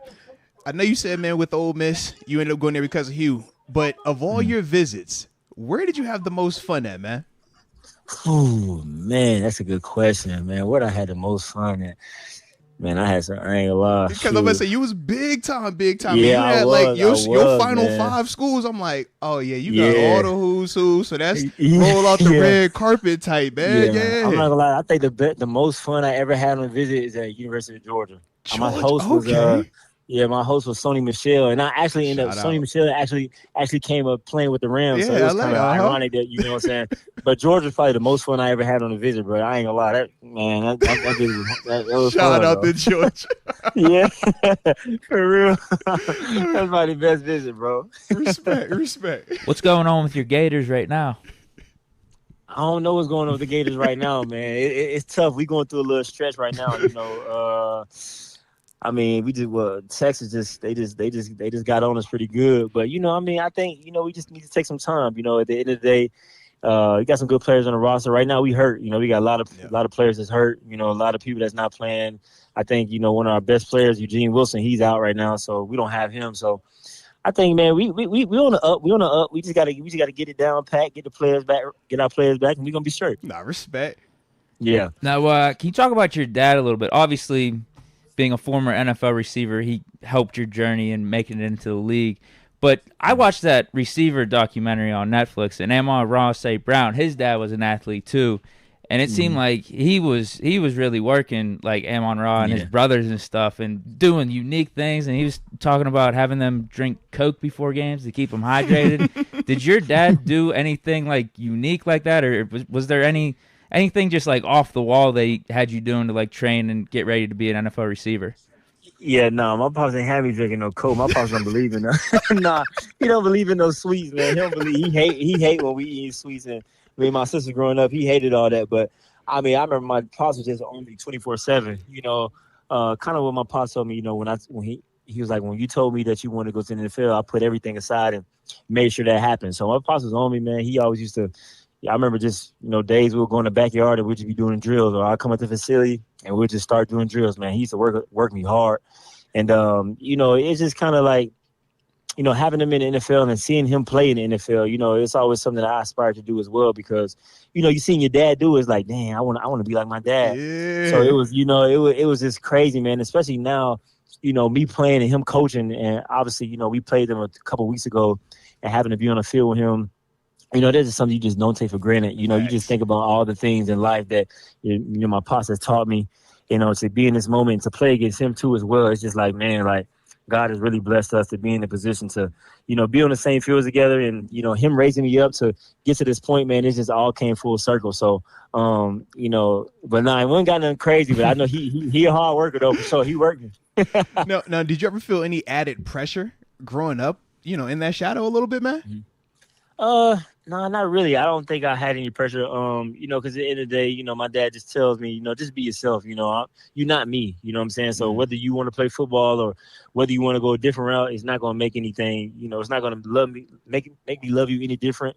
You know, just be who you are. So I just feel like, you know, it wasn't any added pressure to me. I just knew this is something I wanted to do in life, and I know I was going to work hard at it to get to this point. And so, obviously, you know, you got people, especially I remember high school, bro. You know, you had, you know, players talking crazy on the. Hey, you already know they're gonna talk you know spicy to you. saying something, you know, saying something about pops all that. But you know, I didn't have no pressure. It was just like, you know, I was something I wanted to do, and I knew, you know, if I put the work and the time in, I was eventually gonna get to this point. It seems like you have a pretty close relationship to your mom too. What has her impact been on your journey to being an NFL receiver? Like I saw a video where you were saying that you call your mom before games and you pray with her. Like what has been like the thing that you've learned from her the most?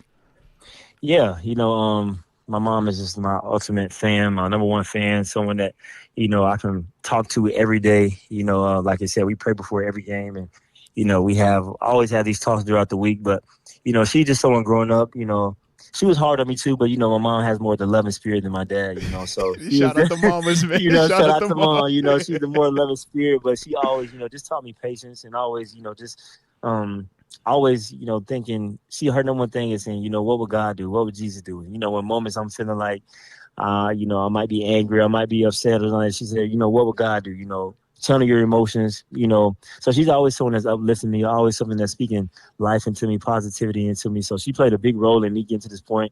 You know, like I said, she's the more laid back and, you know, uplifting me, you know, making sure I'm happy. And so that my dad is more the, you know, stern and making sure, you know, I'm doing it. You know what I'm saying? Yeah. So, you know, I had the balance in the house. You know what I'm saying? I had the balance in the house. I mean, it's needed though. It's definitely needed. You know, it's man. needed. It's definitely needed. You know. So, but my mom has been a very big reason why I'm here to today. Nah, respect on that, man. Mm-hmm. Now, talk to me, man. 2020 NFL draft coming. Were you expecting to go in that second round? Were you expecting to go to the Rams? Did you think you would go earlier, man? What was that whole process like for you, man? Yeah, I'm honestly, man, I'm gonna keep it. I went to the combine, and you know, we run it. I think we run everything on Thursday, and on Wednesday, you know, I'm doing my 40 starts in the hotel, and so I get a call, you know, to the medical, and it's like, hey, you know, you need to come down here. So I'm like, okay. So I go down there, and they talking to me, and they said, hey, you're not going to be able to participate in the combine. I'm like, dang, what's going on? And so I ended up having a Jones fracture in my foot, so I wasn't able to participate. And now, did you know you had that fracture? I ain't know. Like, I was doing all my stuff. I was running. I was doing everything. You know, I was practicing my everything, bro. I'm like, I'm ready. And so, man, I just remember I started bawling, man. I called my mom. You know, my dad was at the combine, so he's like, where you at? I was like, I'm down here. So, you know, we came in there talking, and you know, my dad was trying to do everything, get a waiver you could sign to participate. He was trying to do the whole thing to make sure I get it. I don't care about nothing. He gets to run. I don't care about that. Run. My son can let my son, you know. So obviously the NFL didn't, you know, think it was safe, so I didn't participate. And so then, man, I ain't gonna lie, in my head, I'm like, man, I might not get drafted. You know, I might just be, you know, free agent. You know, because I broke my foot, so I'm thinking like it's over with. Can't you know, run, right? Yeah. You know, I can't run. So you know, on the day of the draft, you know, I'm just watching. You know, and I'm just sitting down, and you know, my agent called me. He's like, "Hey, like, you know, I think we going be going on day 2. I'm like, you sure? He's like, yeah, I'm positive. He's like, I'm positive. I'm like, okay, so I'm sitting up in my seat. So a couple of picks before the Rams got me, my dad came in and was like, hey, like, we finna take you. I'm like, what? I'm like, what you talking about? Hey. I'm like, what you talking about? I'm like, what? I'm like, you finna take me? Yeah, I'm like, so I'm finna be coached by you. He was like, yeah, because he was at the Jets at that time. Right. So I'm like, okay. So the Jets ended up trading back, and so I was like, okay. And so then I see the 805 area code. I'm like, who is this? I'm like, what's going on?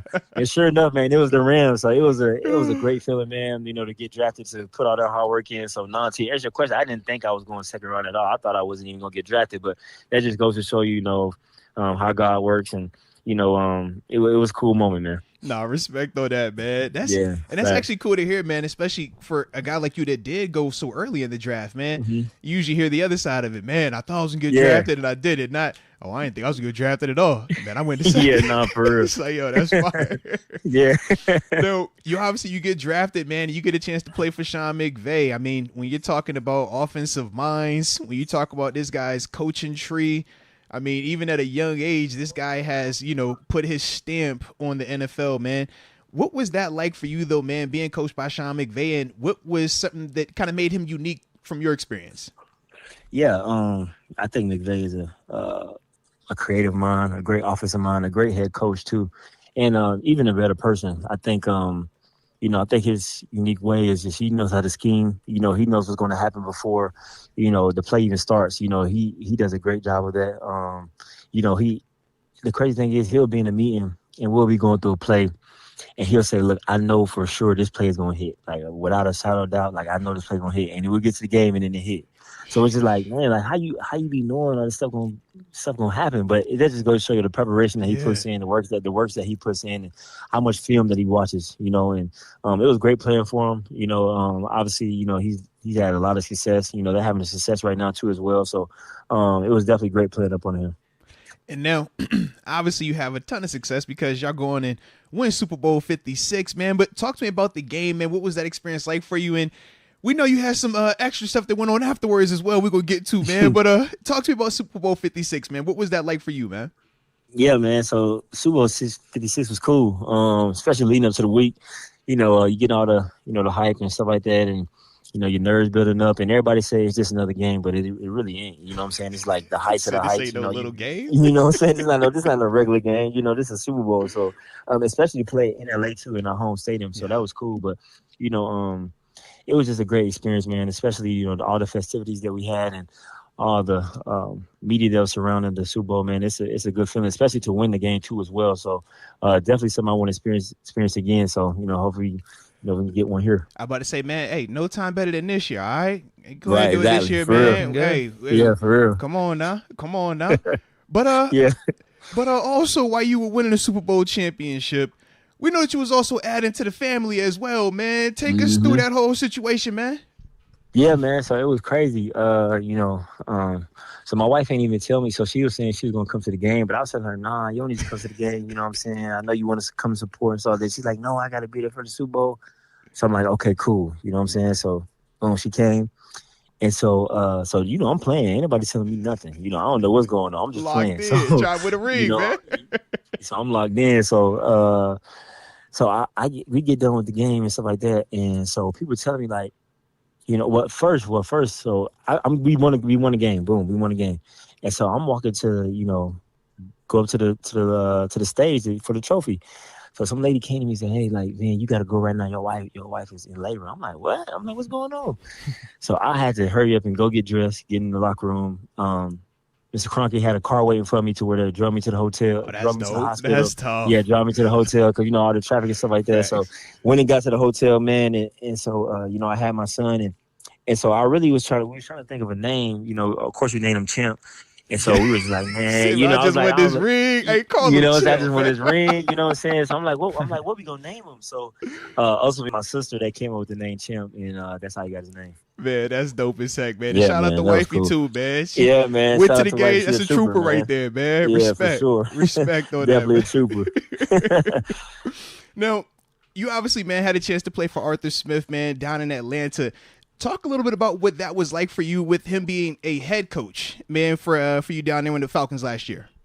Yeah, Arthur is a good dude. I think it's different now that he's not a head coach. Obviously, he had a lot of things moving pieces around Atlanta when he was the head coach, but he's just a great dude. Overall, I think now here, he's kind of more comfortable. He's got a lot of things he can do. He can control the offense and control one thing. I think being the head coach, he had a lot of things he has to control. Not focus on one thing. So, you probably get mixed up in the drama and stuff like that. But I think here, he just found his niche, and he's doing a great job at it too as well. Now, why'd you pick to sign with the Steelers in free agency? I got to assume Arthur Smith was part of that, right? What went into that decision? I think, me knowing the offense and me playing with him, I feel like, it was just a comfort level. Obviously, there was other options I could have did, but I feel like, me being in the A with Arthur and, him coming here, it's kind of like a win-win situation, kind of knowing the offense already and being able to come in and fit right in right away. Some of the same things he did in Atlanta, he's doing here in Pittsburgh. So, it kind of just fit for me. And obviously it was just a good decision I made. Yeah, y'all were eating Thai food down in Atlanta. Now y'all can, hit some of these soul food spots up here in Pittsburgh together, man. I like it. Exactly. Exactly.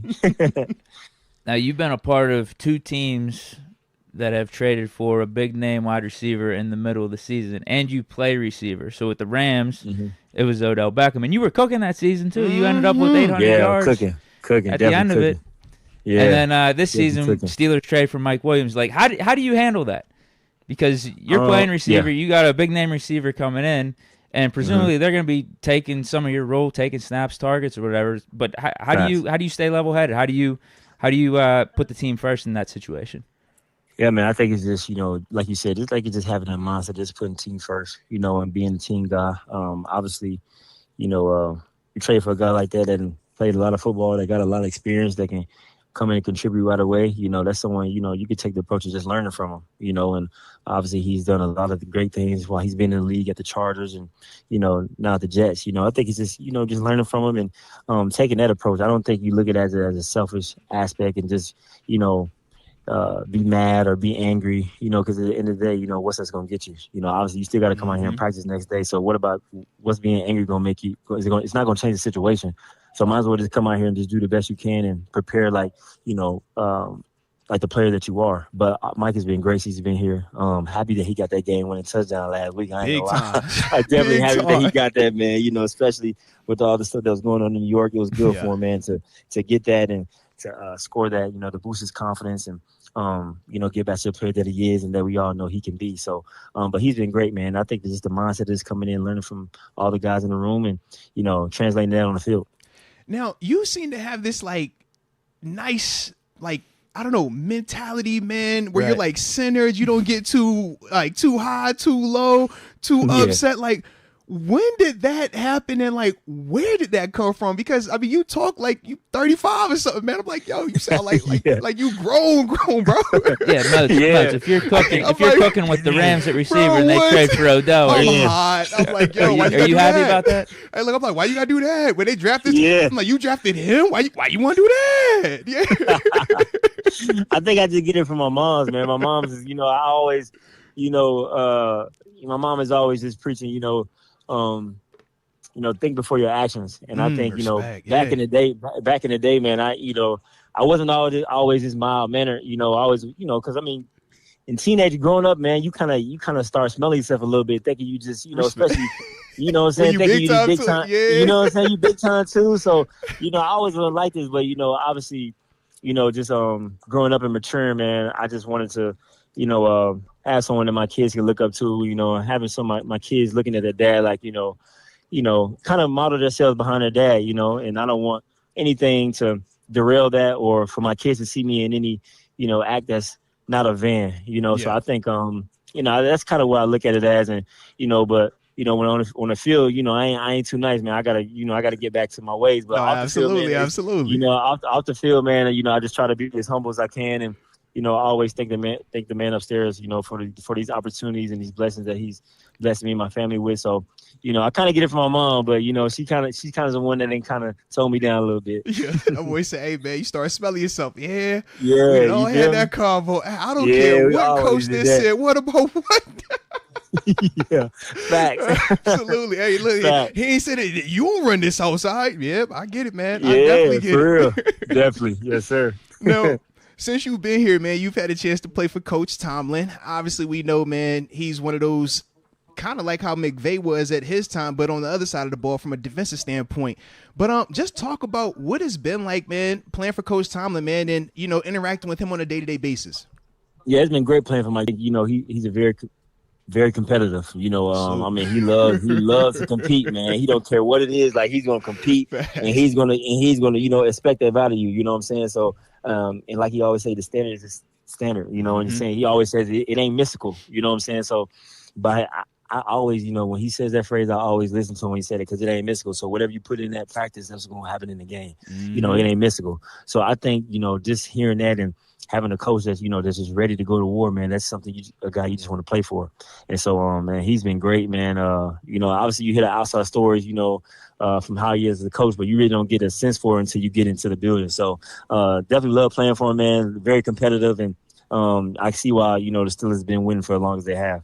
Nah, I like that there, man. Yeah. Like I said, that's one of the things that drew us to, man, at least drew me here to Pittsburgh, man. Playing with Coach T, you like, yo, this dude, he's consistent, but the way he challenges you, that consistent, man, I'm going to push this button, but I'm going to push a different button with this guy. But at the end, we all in here clicking, we all laughing, and we all challenging each other, man. Like, I don't know how he does it, but he consistently does that thing, man. He does, bro. He does, facts. Definitely.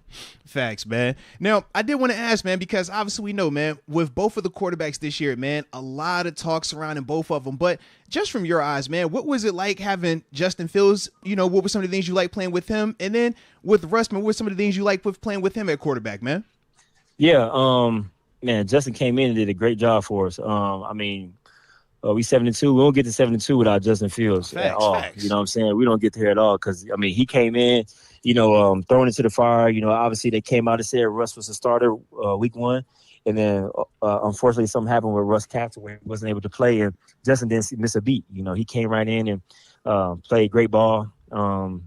Stayed on his details, and that's just something that you could just, everybody says the saying, stay ready so you don't have to get ready. That's right. Really, if you look at Justin, that's what he was, staying ready so he had to get ready. He was already ready. You know what I'm saying? So he was ready to come in and play great for us, man. And obviously, shoot, how did that 4-2 at the time, man? Yeah, it was 4-2 at the time. Yeah, 4-2. Yeah, 4-2. So, like I said, we won't get to 7-2 without Justin, man. And I know that he wants to be out there, and I know that he's a competitor. He wants to play, but at the end of the day, he has nothing to hang his head about. Man, he's done. He did a great job for us, and whenever that next opportunity comes for him, I know he's gonna take advantage of that one too. And but just playing for.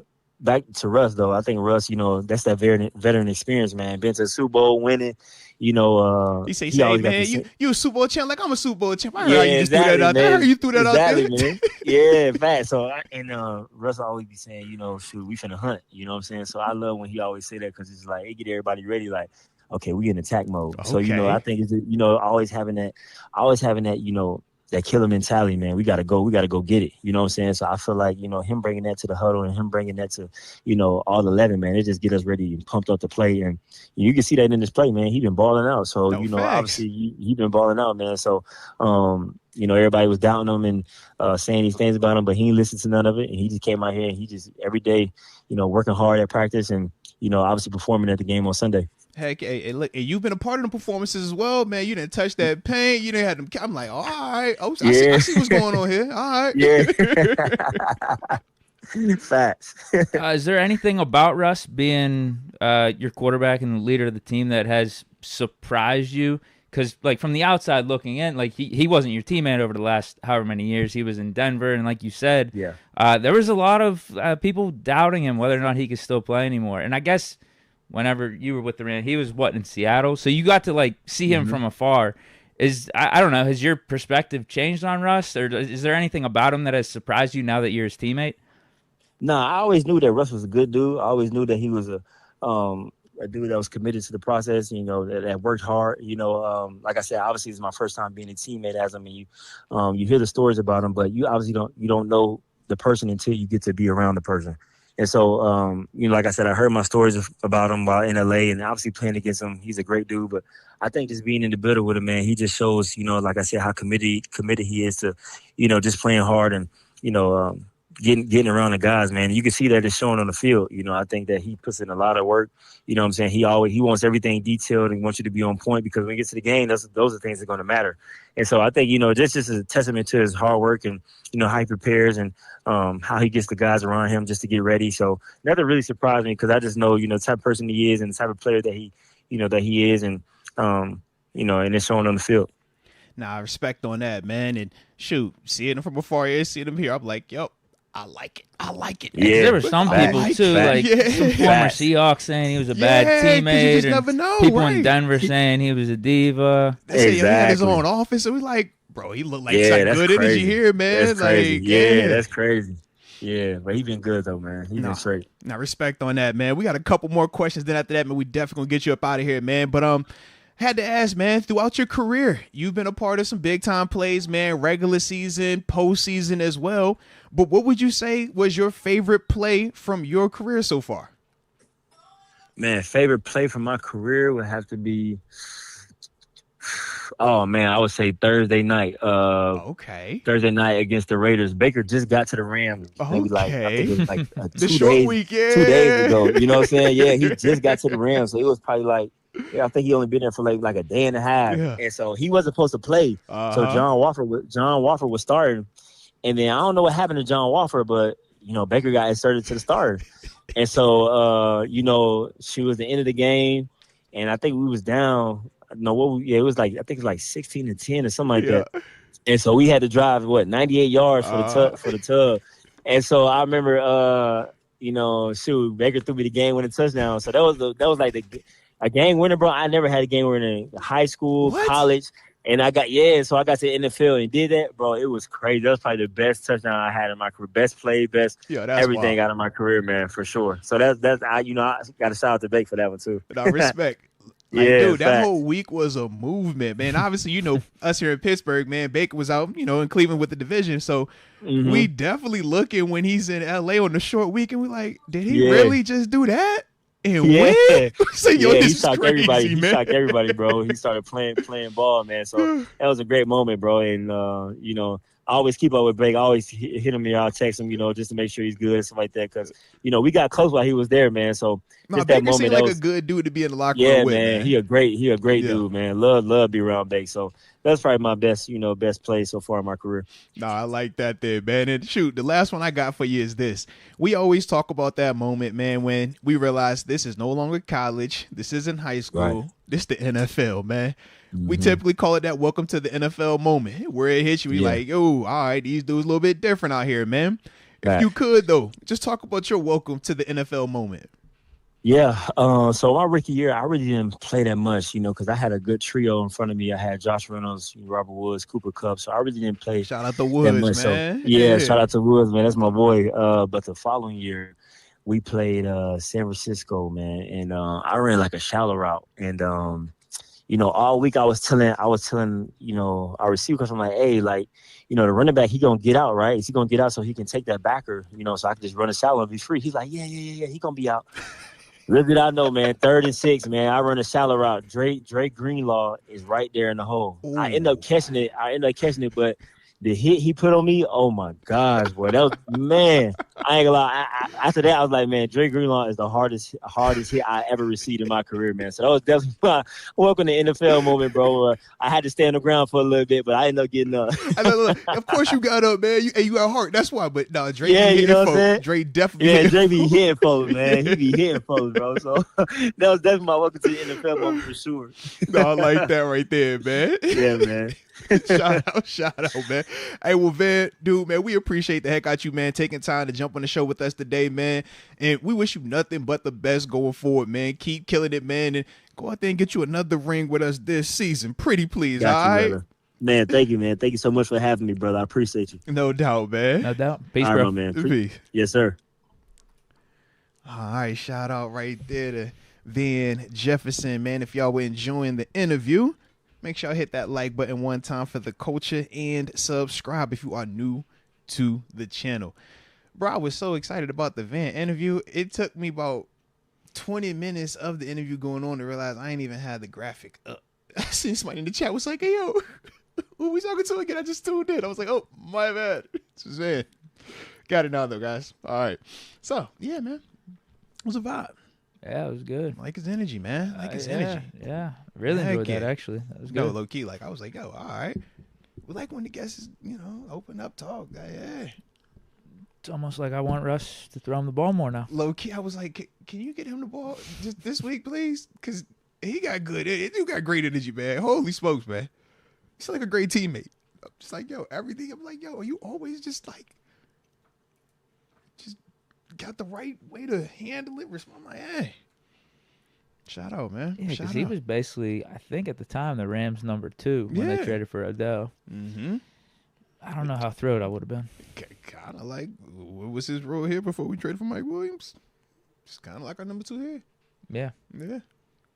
But hey, like you said, what else can you do? Nah, that's facts. He's like, yo, I'm be pissed off every day. Like, that ain't gonna help me. Like, all right. All right, well, we got some of those super. Well, there was that question about the Ravens. So let me rivalry. go back to that, man. So I'm gonna just start over the top then with that one, man. Donovan Bickelhop. Yeah, so shout out to Donovan Bickelhop. He said, what was my favorite moment playing in the Ravens rivalry? And then for Deke to tell us his favorite moment watching the rivalry. So for me, man, I was saying that my favorite moment in the rivalry was definitely my second time playing against the Ravens, because my first time playing against the Ravens did not go so well. I think it was our second game of the season in 2014. We go down to Baltimore. They get after us pretty handedly, and we end up losing. I actually hurt my knee in the game, and I had identified that I had, some ACL stuff going on. Was there, that first one, the Thursday night one? Was that the Vic game? No, that wasn't the Vic game. Vic was 2015. Okay. Yeah, in 14 we had 7 both times, but for some reason that first one, man, they got out there, man. They got out there, man. But it was the second one we played them at home. It was Monday Night Football, and the reason I always remember because it was my first time ever playing in like prime time that was not a Thursday night game. So I felt like, oh, this is like official. This is real. And going into the game, man, I had just visited my daughter's school. She's like, yo, man, 2nd grade at the time. And they're like, yeah, can you do something like if you get a sack in the game? I was like, what y'all want me to do? It's like, what's the celebration? They was like, yo, shake your tail feathers. It was like, yo, we want you to get on and just dance like this. I'm like, bro, y'all crazy. But I'm like, yo, after this, whatever, I got y'all. So we play in the game, and I sack Joe Flacco. And literally, I do the joint, and the camera's like getting me. So, like, my daughter or her classmates seen it, the teacher seen it, and it was like a whole vibe. We obviously win. Later on in that game, I ended up having a forced fumble, man. I think Bryce McCain actually picked it up. His run back was trash. He should have scored. He ain't got no vision. But he had a big run back on the play. We ended up putting, I think, 30, 40 points on him in that game. Like, of the 4 years that I was here, that was, like, our biggest, like win total versus them in terms of, like, the spread and stuff like that. Sure. But, yeah, man, I always think back to that moment because it was like, yo, literally, joke with my daughter's class. Oh, man, if you make a play. And I remember making this play, doing this, and my running backs coach, shout out to Sax, John Saxton, man. We getting there next day. He's like, bro, why are you shaking your butt on national television? What's wrong with you? And I'm like, yo, it was my daughter's class. And he's like, killing me about it. He's like, no, man, you can't be doing this, bro. It's national television, man. We Baltimore Ravens. You doing what? Come on, man. Like, for a whole week, I'm just like, bro, like, come on, man. You know it's my daughter, bro. Like, you got integrity. Yeah, I was like, yo, this is what they wanted. It was like, yo. Word's your word. I said, y'all pick to celebrate. I was in a rocking chair reading a story. You should have negotiated the celebration, maybe. I probably should have, but you know how it is. I'm reading the kids on the floor. They 2nd grade. I'm like, in my mind, this ain't really going to happen. But I'm like, yeah, guys, what celebration you want? Shake your tail feather. What is that? It's like this. Yeah. So y'all go back to that game 2014, the one we played them at the crib, because we played them 3 times that year. It was the 2nd game. We obviously lost in the wild card at home that year versus them. But yeah, man, got my sack, and sure enough, cut a little rug, shake tail for a little bit, man. So that would be my favorite moment from playing in that Ravens rivalry, man. But what was your favorite moment from watching the Ravens? Because it's some fire moments across the board, Deke. Across the board in that rivalry, man. Probably when Kenny Pickett threw that game when he touchdown to Najee. Talk that talk. No, come on. I was about to say, it's got to be 7's immaculate. Come on, bro. I already know that, man.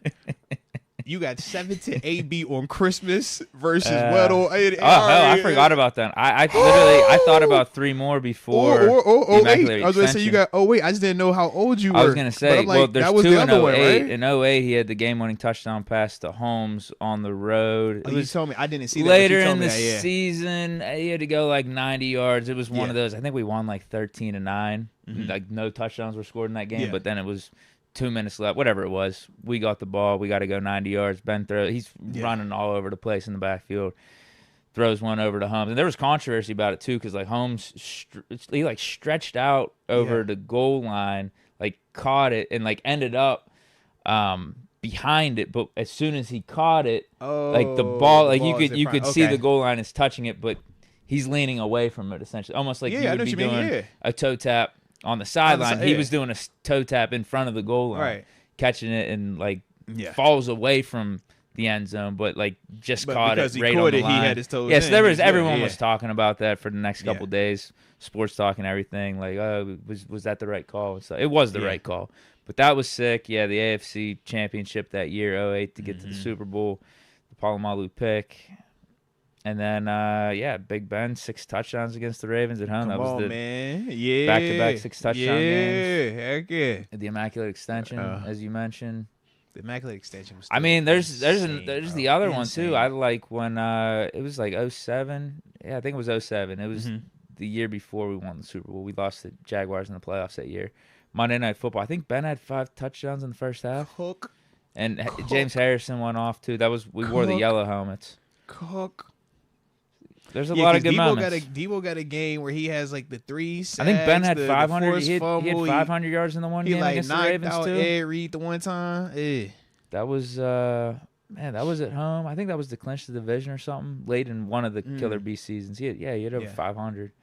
Oh yeah, Ben gonna show off versus Baltimore. That's what I was like. I got a ton of great memories versus the Ravens, bro. Like, bro, when you got 70 on your team, bro, everything's feel better, bro. Everything feel better. I mean, that was about 6 or 7 I just rattled off.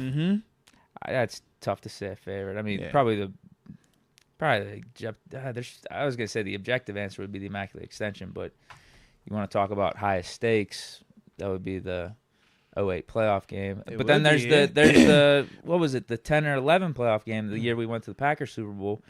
We were down double digits in the second half, and Ben led us back. That was the one where he chucked it down the field on 3rd and long. AB does the helmet catch down the sideline. That was a hell of a game, too. Damn. There's a lot. Bro. That's why I love the history of this squad, man. Like, it's so much history, man. So much history, man. I can't really pick one. I like it. That's tough. Too many. Samuel Pugh, Moats, you can't get fined. Are the refs saving Mahomes' ass at times with that Brady treatment?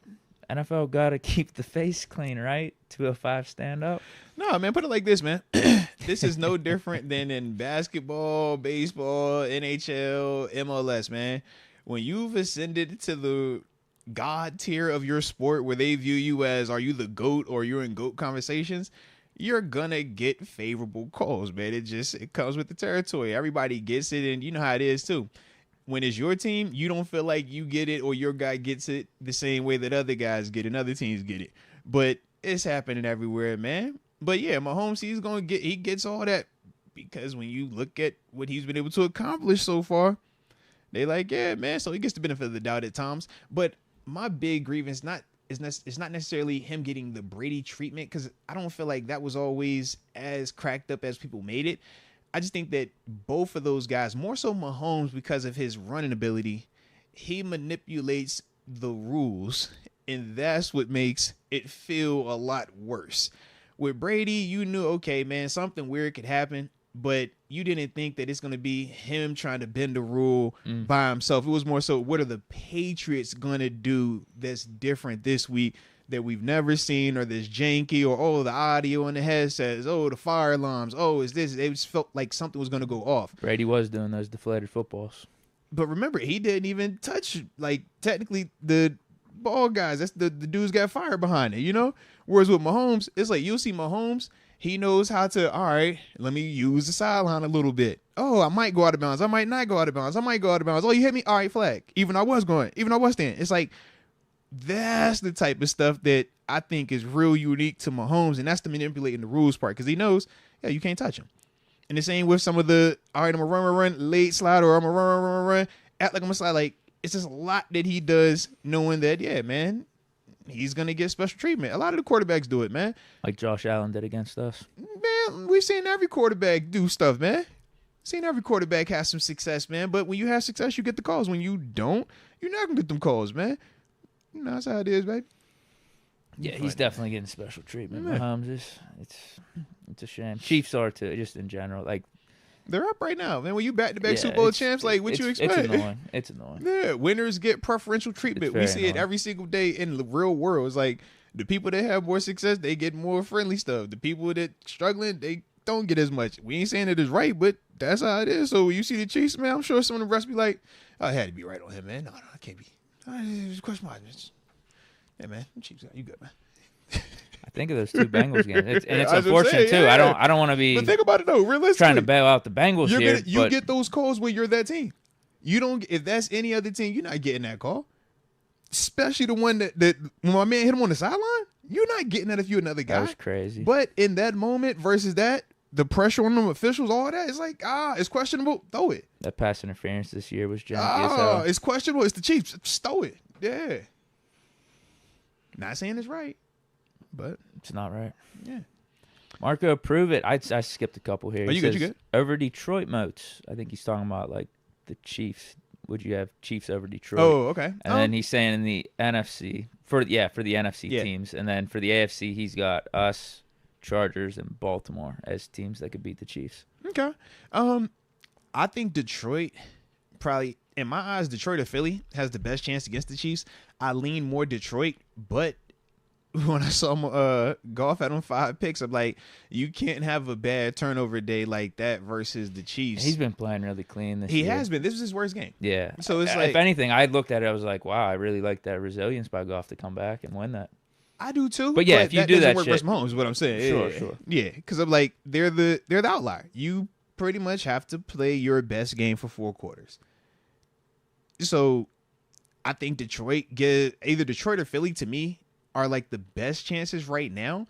And with Philly, it's kind of weird because early season Philly looked a little bit different in these past couple weeks. Philly, same with Hurts. So I think that those two out there. In terms of in the AFC, I know you put the Chargers in there. He conveniently left out a team. Yeah, I'm about to say, I'm taking the Chargers out if we're doing that. Yeah. But other than that, though, I like it. I like it other than that. Because I feel like you got 2 of the 3 right. You definitely got 2 of the 3 right. I think I think Chargers should be in the like I said, I would have if I'm gonna leave off a team, that's all I'm saying. If I'm only including 3 teams, just from my perspective. Yeah, I'd put 5 in like legitimate mix to beat the Chiefs. Okay. Well, I already talked about us. Yeah. And it'd be Bengals, Bills, Baltimore, and Chargers. Respect. I think that'd be the 5. After that, yeah, it gets bleak. You got like Broncos. Well, they played them tough, but playoffs. I'm saying it's no chance. Different when it's playoffs. I'm saying no chance. Right? Are we saying a regular season game or a playoff game? Because the Colts. There's no way. They're going back to A-Rich. I did see that. I'm not even saying they'd beat him with Flacco. He's been playing terrible recently. Yeah. What other teams in the AFC? Yeah. I can't see it. I think those are the 5. Unless Jets have a miracle comeback and get hot at the end. You keep waiting on them, all right? Because even if the Dolphins become relevant, there's no shot in hell to beating Mahomes. Hey, look, you keep waiting on that Rodgers matchup in the postseason. Yeah. I don't care. I'm just saying if they somehow, if they would, it's almost like the Bengals. They would be going on a run, getting hot at the right time, and they got a quarterback. I mean, for the Jets, it would have to be a generational run, right? Because they just got beat last week. They pretty much have to win out. You saw what happened. You got beat last week. It wasn't even a nice one last week. They got beat last week. Well, no, they're 3-7, so they'd have to 10-7 gets them in. You get to 9-8, you're praying for tiebreakers. So they got to win out if they want to control their own destiny. I'm thinking. Because I thought they said the rest of their schedule was supposed to be easy, so that's why I was surprised. It is kind of. They're saying the same thing about the Dolphins, and they play each other. Yeah. So take that for what you will. They both think those are easy games. Hey, we got a favorable end of the season matchup. All right, who y'all got? We got the Jets. Who y'all got? We got them. All right. Wait a minute. This ain't that. I think both can be right. That is funny though, man. I think Dolphins are playing better team ball though. I will admit, because they barely lost to the Bills. They barely lost to the Cardinals when Tua came back, and then they just beat the Rams on the road. I mean, Jets still. That was bad. Yeah, because it was like, oh, that was bad against the Cardinals. So maybe they beat the Texans, but Texans might not be that good. Yeah, Colts A Rich. This should be a get right game for them. Yeah, if they lose this one, season. Colts because I'm like Geno Seahawks. That's an easy game. I don't see that as an easy game. That's not easy, but that might be the hardest one. You go to Miami. They got the Bills. Yeah, in Buffalo. Yeah. You got LA coming to you. That's not an easy one. You still got to play the Dolphins again. That's Rams. Yeah, the Rams. Yeah. Huh. Mm-hmm. You know, they were talking about that probably schedule. like the easiest of the group, but they're still challenging as well. Yeah. I'm like, man, the A-Rich Colts team, you better win this week. That's about the only one that's a lock. After that, I'm like... You know, when they were talking about it being an easy schedule, it was probably like 3 weeks ago when it started with... Was that the Patriots game? After they played us? Yeah, had to be. But so they lost that one. Rams weren't as good or on a little bit of a stretch as they are right now. Yeah. And I don't... maybe they didn't think they would lose to the Patriots or lose to the Cardinals like they did either. Yeah. That's my thing. I'm just like... Where is this schedule getting easier at? I think that the easy part could be Buffalo because they might be resting starters by then. You know what I mean? Everything got exposed to her. No. For the division, they had it locked up. And it's like, all right, man, we can't get any higher up. This is the second to last game of the season. Yeah.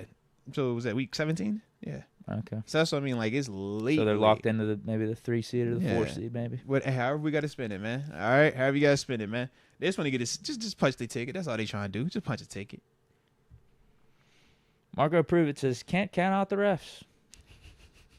Referees going to have an impact, man. They definitely will. ASAP Smalls, we missed this one. He says, Van, did you ever go to Paco's Tacos in L.A.? Oh, yeah, we did. We didn't get a chance to holler at him. Well, there you going, man. Next time you see him, you can ask him that. I will. He seems pretty cool, man. Get back to ASAP. Yeah, I'll let him know. I'll be like, yo, man, one of the homies, man, while you was doing the interview with us, he did want to know about Paco's Tacos in L.A. What's your thoughts on it? Thumbs up, thumbs down? Hollywood 931. Van seems like a good guy. Kind of makes me wish I didn't say some of the things I said about him earlier this season. Oh, Lord. Oh, Lord. He said, yeah, now that I've actually had a chance to hear him on the interview, I ain't have that, man. There you go. Yo, that's funny, man. AJ Martinez says, shout out and love to everyone. Respect and blessings. Let's go, AJ. Shout out to you, man. Appreciate you pulling up on us today, baby. Let's get it. Let's get That's it. the last super of the day right now. Perfect, Deke. Perfect. Because, yeah, we went way longer than I even think was going to go. All right, let's run through it real quick. You ready? What's this? Get the preview, get the picks, and we out. All right. Sure. What time we got to get out of here? Efficiently as heck. Okay. Yeah. The more efficient, the better. Because technically I didn't get a chance to like talk to you beforehand, so I don't know what your afternoon or after this is, and that was part of like why I felt like I would need to end early or not early. I wasn't sure if you catch what I'm saying. So yeah, because I was like, oh, does this give him enough time to get where he needs to be, or is it just the 5-0? Because if it was the 5-0, then we got a lot more time. Yeah, but I just ain't know, so that's why, and I ain't get a chance to holler at you. So here we are. And now, do you have a change of plans? No change of plans. But when me and you last talked about post plans, it was like it's up in the air if we or was it just me. So that's why I'm like, if it's a we, then I was gonna cut it early so you had time to do, what you needed to do. If not, then I was like, oh yeah, man, I'm gonna just change something, throw something real quick, and I'm out though. I ain't tripping. That's why I was like, I ain't know. So yeah. So I ain't stressing either way. Respect it. Respect. I'm good either way. All right. Well, you know what then? Jesus turned water into wine, man. We're going to keep the party going then. All right, let's go, baby. Let's go. However long it takes, I guess. All right. To get all the takes and perspective on this game. Respect. All right. Well, let's start with the strengths then, man. They bring a lot to the table, but then they don't bring a lot to the table.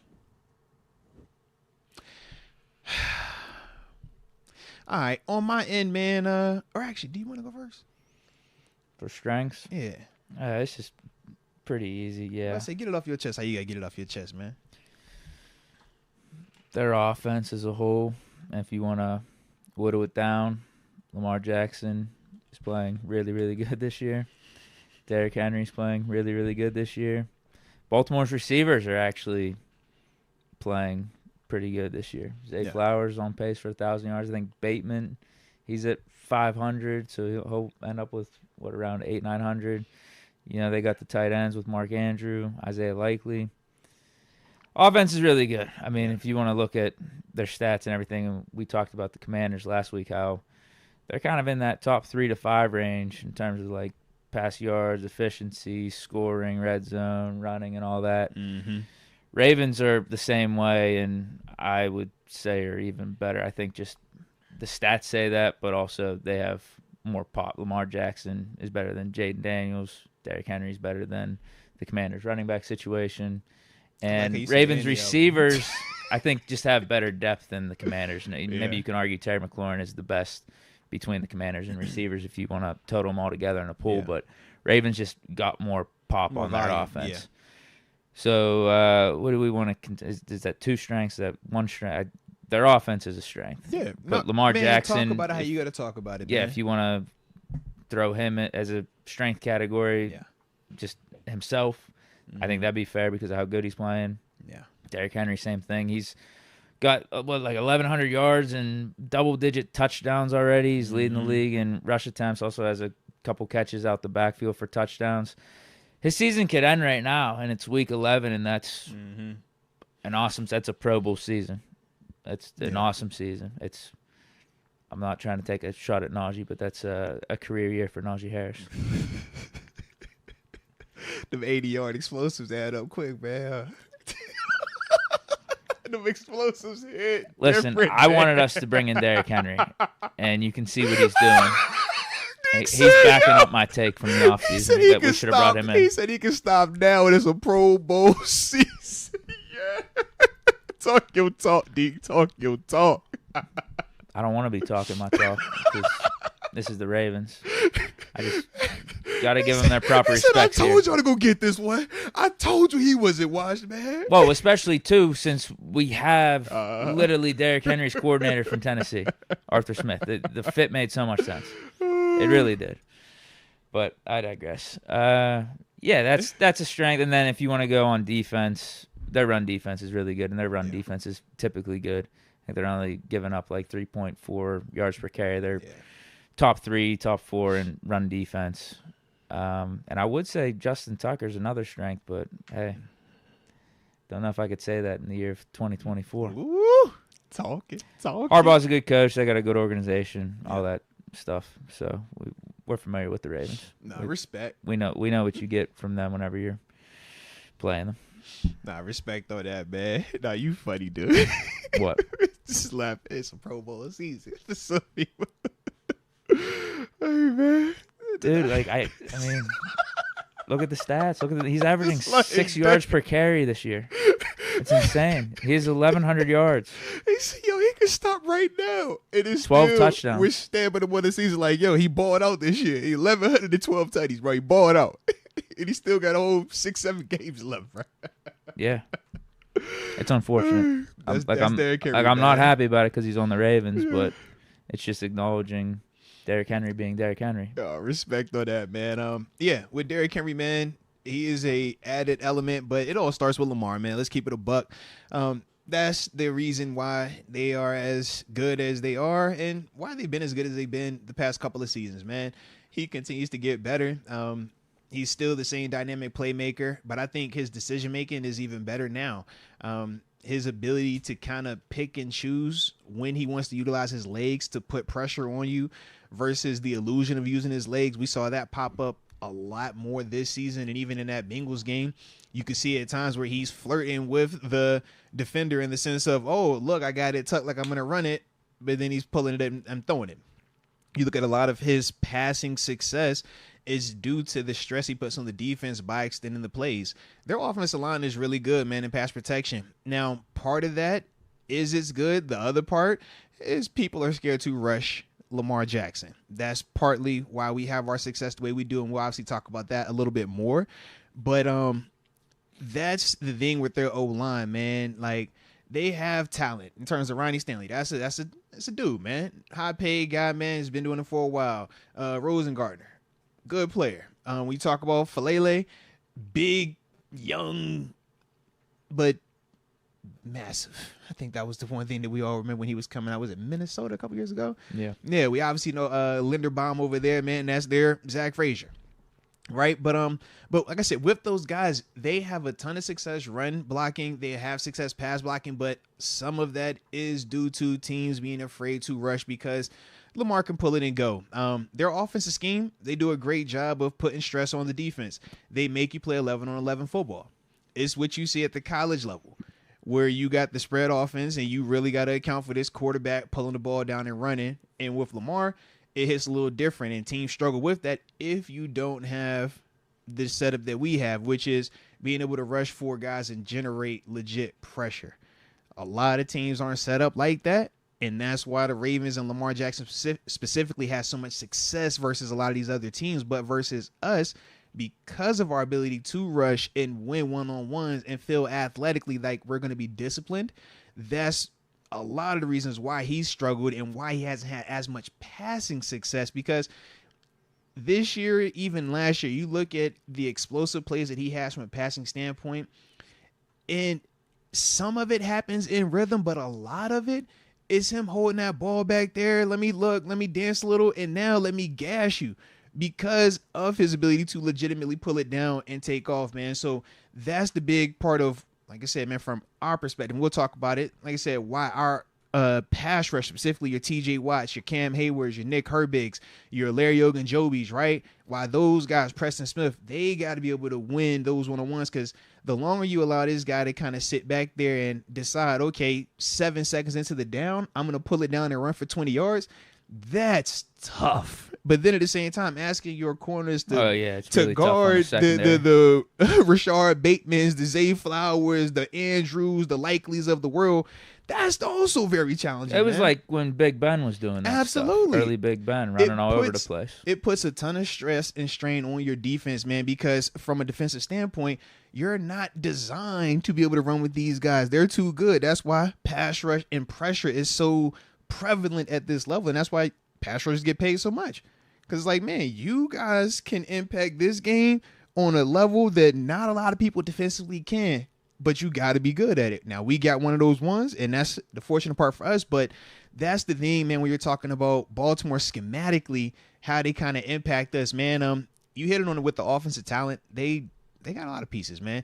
Now, all of it isn't as nice as I feel like they make it sound and seem, but they do have talent. When you talk about Lamar, he's very talented, back-to-back MVP. He's a favorite right now for a third one. You talk Derrick Henry.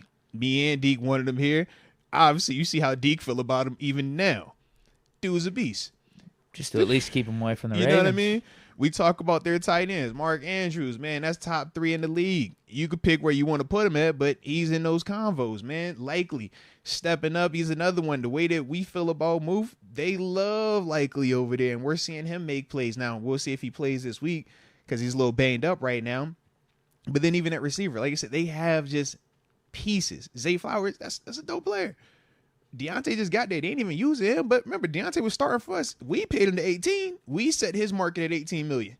So you can just see in a sense, like, yeah, they do have talent. And then I already talked about the talent on the offensive line. But at the same time, they, like I said, I don't feel like they're as nice as they make it sound. But Lamar is, that's the difference. Lamar makes all of that look a lot better and win a lot more. And that's part of why they got the confidence that they have, because of him. Now, defensively, Roquan Smith, that's the dude. Sideline to sideline, he's a big reason why their run defense is so good. Was it Nnamdi Madubuike? He's an absolute dog with a capital D-O-G-G, all right? He disrupt things in the interior part, man. He could do it versus pass, he could do it versus the run. And then Kyle Hamilton, if he plays, because he obviously got hurt last game. He didn't practice yesterday. I don't know if he practiced today yet or not, but that's their Minkah Fitzpatrick. That's their matchup guy. Walk him all around. He'll play in the box. He'll play in the post. He could cover. He could hit. He forces fumbles. That's what he does. Marlon Humphrey is another guy that forced fumbles. His coverage isn't as nice as it once was, but he still finds ways to create turnovers, which is weird. But that definitely pops up multiple times, and I'm with you with Justin Tucker. I'm like, in theory, yes. In 2024, it's really shaky past 50, and he missed the extra point last week, bro. Yep. It's super shaky. I don't know what's going on because it looks still the same, but it ain't kicking the same. But it looked the same. It like still show up. It's got the swag on it. You know how it look. Yeah. But I don't know, man. It just, But yeah, the run defense, like you said, man, that's fire. I ain't really got the thing Marlon Humphrey is doing is trying to get our guys in house distracted. He's playing the covert Benedict Arnold. Let me I don't know, not Benedict. Let me think. Who's Deshaun Elliott, you're playing really good over there in Pittsburgh. Why don't you come on this podcast and he said, "Let me reward your lose efforts. some focus. Let me reward your efforts." We can talk about the Ravens the days and laugh and talk about this and that. Yeah, that's what Marlon Humphrey's doing. That's it. It ain't gonna work though. But let's talk about what we don't like about it. I'm tired of talking about these strengths. Well, yeah, Can we talk about these weaknesses real quick? Yeah, what's up, baby? Yeah, I definitely want to talk about this because for all the good things that we're talking about with the Ravens, don't forget what I've been saying. They ain't that good. They're good, but they ain't that good. They've been doing all these things. They've been putting up these fantasy stats, these gaudy numbers. Lamar, I think he's leading the league in QB rating, got the most passing touchdowns in the league. Oh, he's doing all this stuff against teams not named the Pittsburgh Steelers. Derrick Henry like that? Is lighting it up on the ground and having basically a Pro Bowl season throughout 11 weeks. But is he like that? He's doing that against teams not named the Pittsburgh Steelers. But is he like that? Because if you look at Lamar's stats in the 4 games he's gone up against Pittsburgh, he's 1-3. Should actually be 0-4 if it wasn't for Juju's fumble back in 2019. Marlon Humphrey. Shout out to Marlon. He's got a 59% completion percentage against the Steelers. He's got 4 touchdowns really like and that? 7 interceptions. Averages a little bit over 200 yards per game. And also has 7 fumbles. And again, a 1-3 record. Like that? Derrick Henry against the Steelers. Ooh, I didn't see him in 3 games. I didn't see Spillane on him. 60 yards and 2 touchdowns. I didn't see what Spillane did. He's averaging 60 yards a game and has 2 total touchdowns. So he's averaging less than a touchdown per game and has 60 yards per game against us. That don't sound like King Henry, does it? That sound like Prince Henry.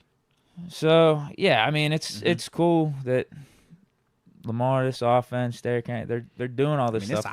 They're putting up numbers, it's cool, winning games. Like we're giving them their credit, but let's see what they do against Pittsburgh. Let's see what they do because in the past it's just been mid. We got their number, yeah, we do. Mid. So I'll believe it when I see it. Going back to Mahomes and talking about a team dethroning them in the playoffs, it's just like I mean we just got to wait and see it in a way. Yeah. Now, I got us. Don't get me wrong. I got us. Russ is going to do it. But with the Steelers versus Ravens and this rivalry and like the Lamar Jackson era, I'll believe it when I see it. Yeah. I'll believe that Lamar Jackson can go off against us 300, have a complete clean game and win sound against the Steelers. I'll believe it when I see it. So, let's see it. And then another weakness. So I guess what am I even like considering that? I was like, how do I? That's a weakness. I was like, how you Lamar's talking pass against the Steelers is. It does. The mojo matters. Yeah. Or the lack thereof. His pass against the Steelers, Derrick Henry's pass against the Steelers. It ain't that.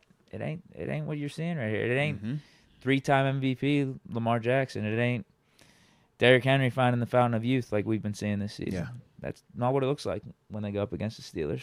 So there's that. We toss that in the weakness category, and then the fact that Ravens' pass defense is atrocious.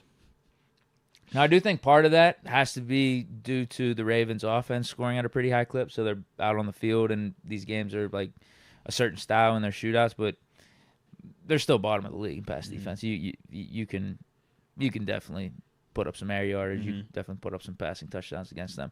Burrow's lit them up 2 times. Now, I get that's Joe Burrow, but a wide range of quarterbacks have had success against Ravens. Like, I seen Gardner Minshew in week 2 go off for drives against the Ravens. Jameis Winston in his first game with the Browns, start with the Browns this year.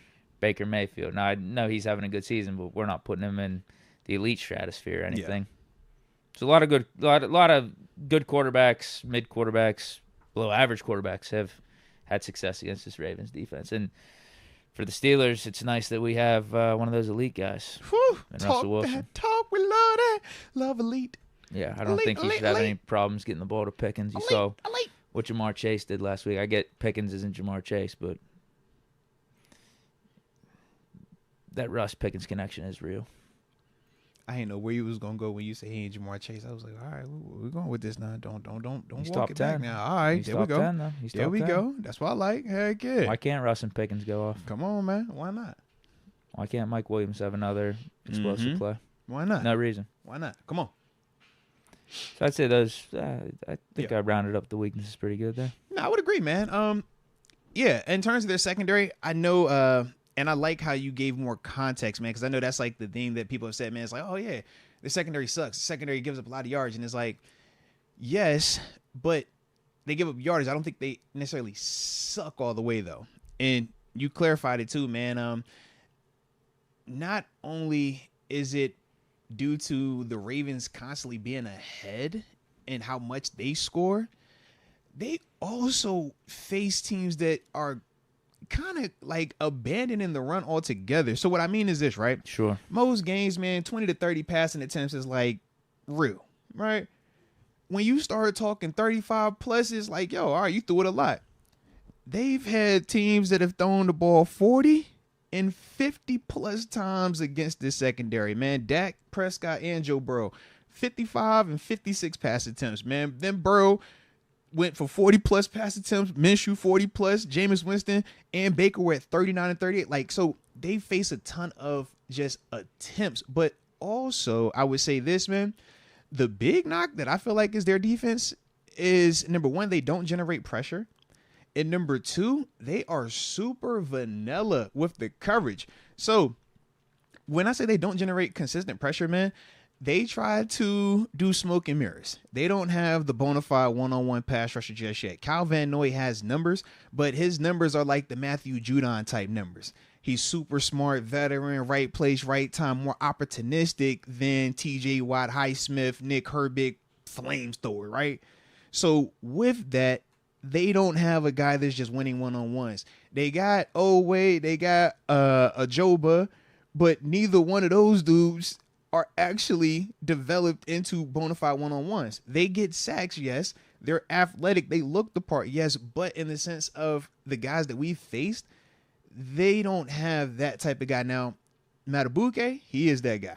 But if your best pass rusher and the only guy that can get you interior, or the only guy that can get you consistent pressure is the 300-pound shade nose, that's going to put you at a little bit of a disadvantage. So they try to offset that with this thought process of, I'm going to speed you up by making you think I'm blitzing you, but I'm dropping a D lineman or a DN out into coverage, and we playing vanilla zone defense. So Joe Burrow just sat back. That's a Madden move right there. Yeah, so Joe Burrow just picked it apart. A lot of these quarterbacks just pick it apart. They say, okay, you can't get pressure with your front four.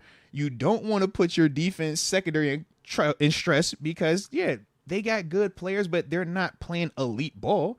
So that's the other part of why they don't want to do a ton of, hey, Marlon and Nate, man, y'all just stay man-to-man out there. Kyle, you play the spot, we'll make it work. Nah, they don't want to do that. So it's a ton of zone, and when you don't generate pressure with zone, it's holes. Russ, in my eyes, should eat this up because that front four doesn't win, and the backer that they'll blitz or the corner that they blitz hasn't been winning the one-on-one either. So that to me has been like the biggest like issue with them defensively. But when you scoring as much as they score, you get away with it. I think a wrinkle I think is going to be interesting with this particular matchup, though, with the Ravens defense and our offense is I don't think we're going to go away from the run, actually. Even though the Ravens do have this good run defense. You saw last week. Even though it was an uphill battle, we stuck with it, and it actually still had impact. Even though Najee, I think, averaged like 3.3 yards a carry. It makes you respect We got it. those 2 or 3 yards on first down, got another like 2 or 3 on second down, and then it was third and short. Yep. So I don't think Arthur Smith is going to go away from the run game either. And we've seen before in these Ravens matchups, going back to like Kenny's rookie year, I remember that game where he threw the game-winning drive, like, we stuck with the run that whole game. Even though the first half it was a little tough sledding, but I think we really, I mean, it's crazy to say because you think of Ravens defense tough and everything, AFC North ball, but, like, we wore them down in the second half. I would agree. They couldn't stop Najee. I can't remember if he had over 100 yards, but, like, him and Jalen, like, ended up with a pretty good game of total rushing yards. So I could see us doing something like that, too. Mm-hmm. And then Russ picking his spots in the passing game, play action, throwing the deep bombs up to Williams and Pickens. The other thing I would say, you can score on this team, too. Like, I feel like they're definitely one of those teams that you can put points on, but you got to get it right. I mean, we saw with Cincinnati, they obviously were doing it at a higher clip, but I do feel like you're able to do that versus this type of team. But at the same time, it hasn't cost them anything to that level because offensively they score a ton of points. So it's like you're constantly chasing them, and But I do feel like last week they did kind of show that they can actually play from behind and still get that comeback and still be exposed because they were down 2 scores in that third quarter, and we obviously saw they did it in the Chiefs game week 1 absolutely, as well. Man. So you do know with them, they kind of always have life, and that's why I said when they're talking about their confidence is like they just look like they believe. Like, yeah, man, we as long as he's here, it's kind of how we looked at 7. It's like you feel like when you got that guy, it don't matter what the score is. We can always, So I feel like they kind of got that going on with them right now, man. But what else we got? But shoot, man, that's how I felt about them, man. Let's get this. I guess I do some matchups real quick, and then we do the score prediction, man. Sure. Couple matchups though. Lamar, we obviously know, man. Like I said, man, the big part with him is his ability to extend the play. Puts a lot of stress on your defense, man. Coverage guys, especially so, is big, man. In terms of T.J. Watt, Cam Hayward, Nick Herbig, and Preston Smith. We need pressure, but you also got to contain this dude, man. So it's that fine balance of rush like a son of a gun, but at the same time, be careful, okay? But that has to happen, man, because he can't sit back there and have a ton of time. Next up, man, we talked Derrick Henry. You heard how Deke talked about him. So, Landon Roberts, this your week, man. We know it's a big-time week for him in terms of turning back this run, being that physical, dominant person on our side. Patrick Queen as well. We know this the revenge week for you. And Derrick Henry going to be trying to put you on his mixtape. For certain, he's going to try to put you on the mixtape. And then after that, Peyton Wilson as well, man, because we use all 3 of them dudes, man, and they run Derrick Henry out of base, or in terms of 12 personnel, when it's 2 tight ends, 1 tight end, they'll leave him out there at times when it should be nickel, and they'll still try to run it. So, Peyton Wilson, you're going to see some of that. You're going to see some of that Derrick Henry action, man. Then after that, though, man, the tight end spot, we know Mark Andrews, Isaiah Likely, we'll see if he's available or not, but that's the Minka and Patrick Queen show. Those the guys that going to match up with them, and he loves his tight ends, man. Both of them dudes at various points now have been his leading receiver, his favorite receiver, and like I said, that's at the tight end spot. So definitely going to be a little bit awkward of a matchup, but those are the guys that got to be able to shut that down. Kyle Hamilton, if he plays, he's going to match up with Muth. Any of those passing situations, one-on-one, whether it's in the core or in that slot, the same way we were seeing, was it last week with Jeremy Chin? Like trying to follow him around. Now, I'm hoping that we can get more Muth usage, but that's going to be the guy that's following him, man. So the same way we talk about their tight ends and we're saying, hey, yo, Mink and Patrick Queen, y'all got to answer that. Well, it's the same on their side. Yo, if Kyle Hamilton can't, then good luck to whoever they want to, try to put out their own move. But that's the one that we're saying, hey, Move, we paid you for a reason. These are no longer the ones where we like, hey, man, just get us a catch. Like, nah. We want this matchup, man. And then the last one that I got, man, is we talked about the running game. You talked about they run defense. Well, Roquan Smith and Trent Simpson, more so Roquan. I like Trent though. He's pretty cool. But they got to face my homies, man. Najee and Jalen Warren. Jalen don't put that ball on the ground. But other than that, I like us in that matchup, man. I think it's good on good, and I think that it's gonna be exactly what we're looking for, man. But those, like I said, man, are the ones that kind of like stand out to me, man, going into this joint. And, it's time to take care of business. So, with that being the case, man, let's get these score predictions. What you feeling? How you thinking it? Talk to me. I think it's pretty simple. I think we got the better quarterback in this matchup. I think Russell Wilson outplays Lamar Jackson. I think we got the better defense in this one, too. They don't got a TJ Watt. I would definitely agree. They don't got a Minka Fitzpatrick. I mean, Kyle Hamilton's pretty good, but he's no Minka. He's pretty good. Humphrey's on the back half. I'm taking JPJ over him. I'll give them Roquan Smith, but I like our plethora of inside linebackers over what they got. And I like our D-line as well, actually, as a whole. I know they got their guy they just signed this offseason, but I just like our defense as a whole. I'll give them Roquan Smith as like the top inside linebacker and everything, but defense as a whole, we got them. I think we got the better quarterback in this matchup. I like Pickens over their receivers. I like Mike Williams doing something this week. All right, they got Mark Andrews. That's fine. A little more proven than Muth. Mm-hmm. Najee versus Henry. I think Najee has a better game than Henry. There we go. I like how you spun that right there. I like how you did. I was like, I didn't know how you was gonna go with this one, but I like how you spun that right there. That works. That definitely works. That definitely works. I think. Hold on. You funny. I think we have. My dog couldn't even lie. He couldn't even say. I think he has a better game than him. Yep. I do. I actually do. I love it. We'll just say the combo of Najee Harris and Jalen Warren have a better. There it is. How about that? There it is. Our running back tandem has a better game than Derrick Henry. I like that. Just jump. Yeah. Yeah, we jump. Ain't nothing And wrong with Boswell's that. better than Tucker right now, although I don't like Boswell going on Ben's podcast. It's just not good mojo. Middle of the season like that. Yeah. I can see that. It's not good, especially a kicker. It's not. I don't hear a lot of kickers doing interviews. I was like, whoa, what you doing? What are you doing? Like, I get it, but what are you doing? I got this.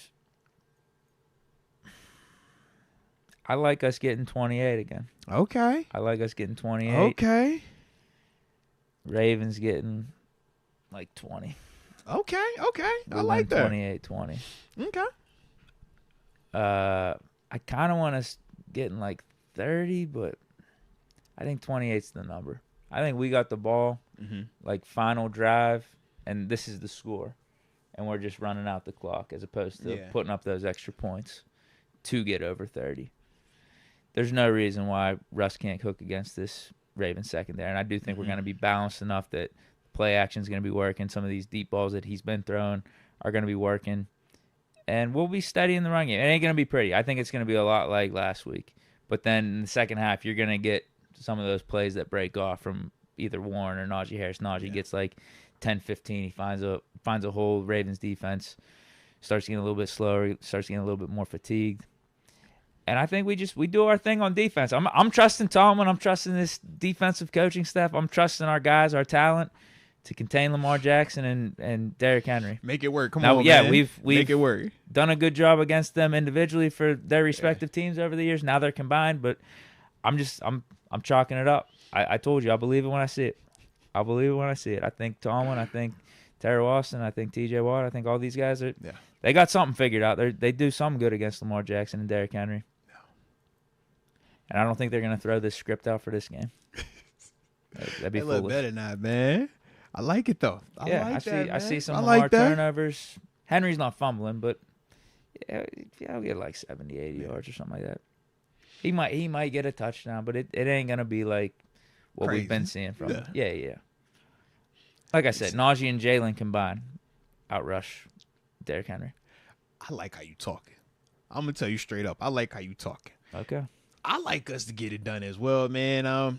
For me, I know it's a physical game. It always is. AFC North, black and blue, all that good stuff, man. But I got a 31-24, man. I think that we're gonna be scoring. I think they're gonna score. They're gonna have some success. I do think with Lamar, he has heard a lot of the chatter, a lot of this. Oh yeah, man, we got that number. So I do think he was answering questions about it, which I don't like. Yeah, so I think he's gonna actually play better, but I do feel like we match up very well with him because of everything we kind of broke down, man, with how, we got the guys that can win the individual one-on-ones, and that's why they typically struggle versus us, or why Lamar specifically struggles. We got guys that versus can us. cover their receivers, too.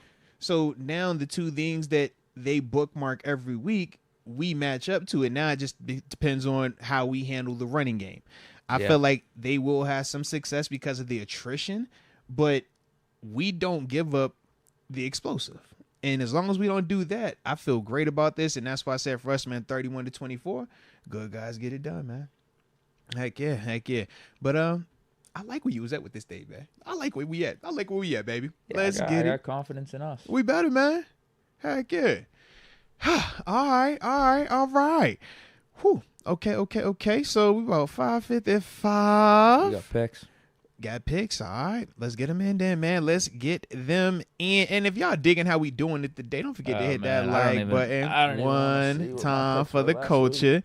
And subscribe if you are new to the channel. Let me pull up the recap. Week 10. Shout out to the homie Jaron. Fortune did not favor my integrity.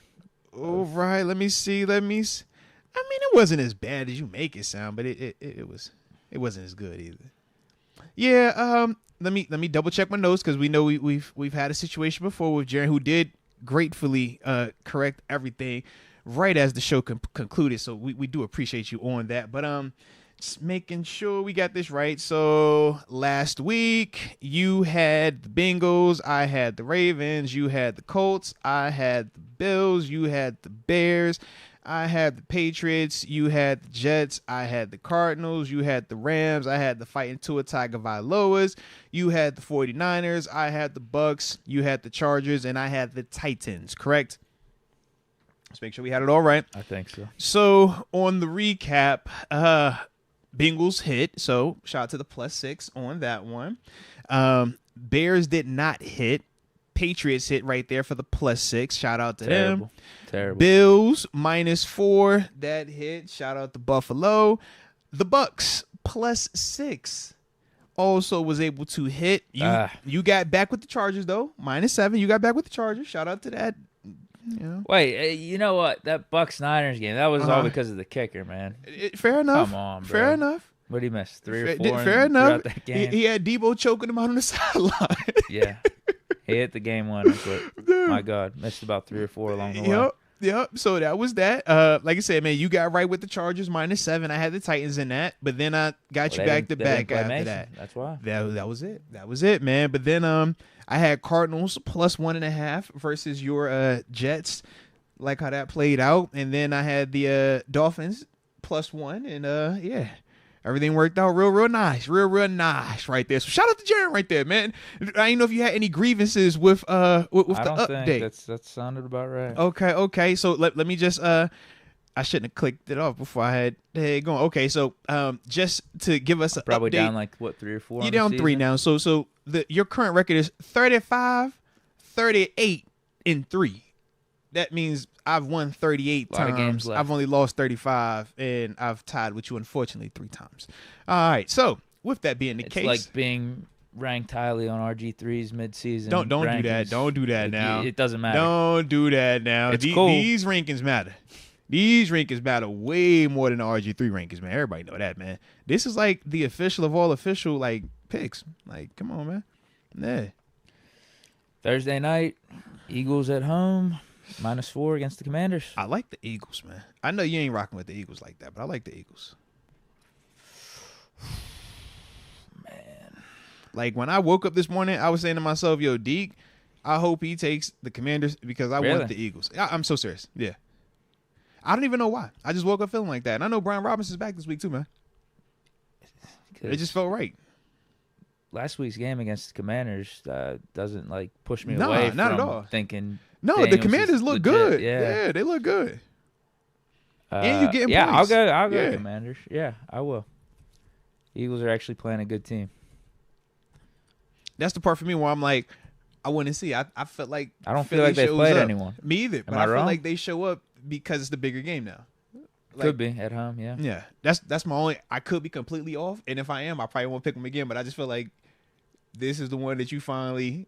Like, yo, this is a real test right here, man. Steelers at home or dogs +3.5 against the Ravens. Yeah, both. You want to switch your pick at all? We both got us winning and covering. Yeah, we good on that one. Unless you want to go with Lamar, I know you feel. My God, Lions at home -14 against the Jaguars. Whoa, what am I missing? What's Trevor Lawrence? Is he not playing? Mac Jones is starting for the Jaguars, and the Jaguars are terrible. Yeah, I don't want to touch that, bro. The points are crazy. That's crazy to me. 14. I'll go with the Lions. I probably would too. Yeah. 14 sure? is a lot of points, bro. You sure? I'm pretty sure though. Unless you want the points. I give you 14 with Jacksonville, man. You take 14. I can't do that. I definitely can't do that one. No. I mean, it is enticing. No, it's not. Because they can't be that bad. All right. The Lions are really good, though. Yeah, but They didn't put 50 up. this could be like a little Tomlin type of game for the Lions. A little ease up. How do you have a Tomlin game? We haven't They won only anything yet. win by 10. You ain't win a Super Bowl yet, man. They trying to put their foot on you. And they lost in the NFC Championship last year. It's the get back. Bears at home plus 5.5 against the Packers. I like Green Bay in this. Yeah, I'm not taking the Bears. They're terrible. They just fired. They going through some changes over there. They're terrible. They said they need to fire the head coach next. That's what they're saying now. Yeah. Titans Justin at home Jefferson and plus Jordan 6 Addison against the Vikings. Justin Jefferson. Why would I take the Titans? And Jordan Addison. There's no reason to I take was the about to Titans say, anymore. yeah, No yeah. more Mason. Yeah. What you mean no This- more Mason? this point- They're gonna start Mason soon. Spread is actually crazy, Yeah. being 6. This should be like 11. Justin Jefferson, Jordan Addison. Not many picks thus Yeah. far for this We slate. all right. We got time. Dolphins -7 against the Raiders. I like the Dolphins. I can't take the Raiders, so Oh, why not? It's two they're he's terrible. playing against though. because they're terrible. Okay. That's not enough points either. That should be like 10. It's two, bro. Patriots plus 4.5 at home against the Rams.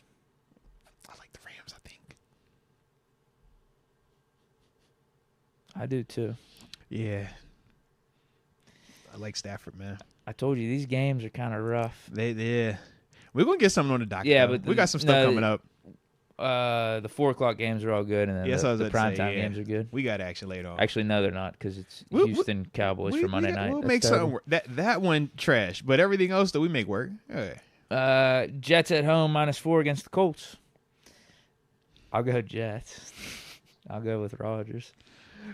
Hey, Rich, you better not get tired, bro. Wow. You know I'm not picking the Jets. Stop playing, bro. Hey. You're going Colts plus Stop 4. playing, bro. I Rich. wish I would. No, it's not necessarily that you're picking the Jets. It's just Yeah, you're not going to man. pick a Rich. Dad, listen, I want us to have something on there, and that was like my little janky one. I don't know. It just felt right. It just feels right.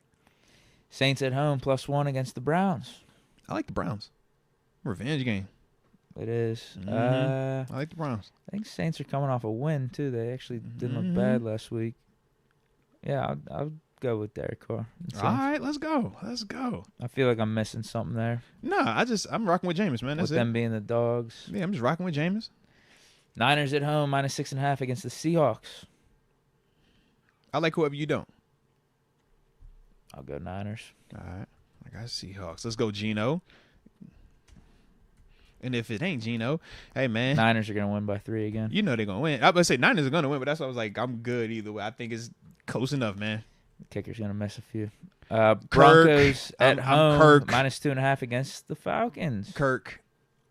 You know I'm Kirk, bro. So do you want to rock with the Bo Nix that you've been talking up, the Broncos you've been talking up, the I'm not Broncos? talking them up. You say, oh, they could just ain't bad. they could make it weird versus the Chiefs. They could beat In the the regular Chiefs. season, They could do the Chiefs. they should have beat them I'm just last saying, week. bro. They You should have said beat it them. yourself. They should have beat them last week. This ain't the Chiefs. This is Kirk.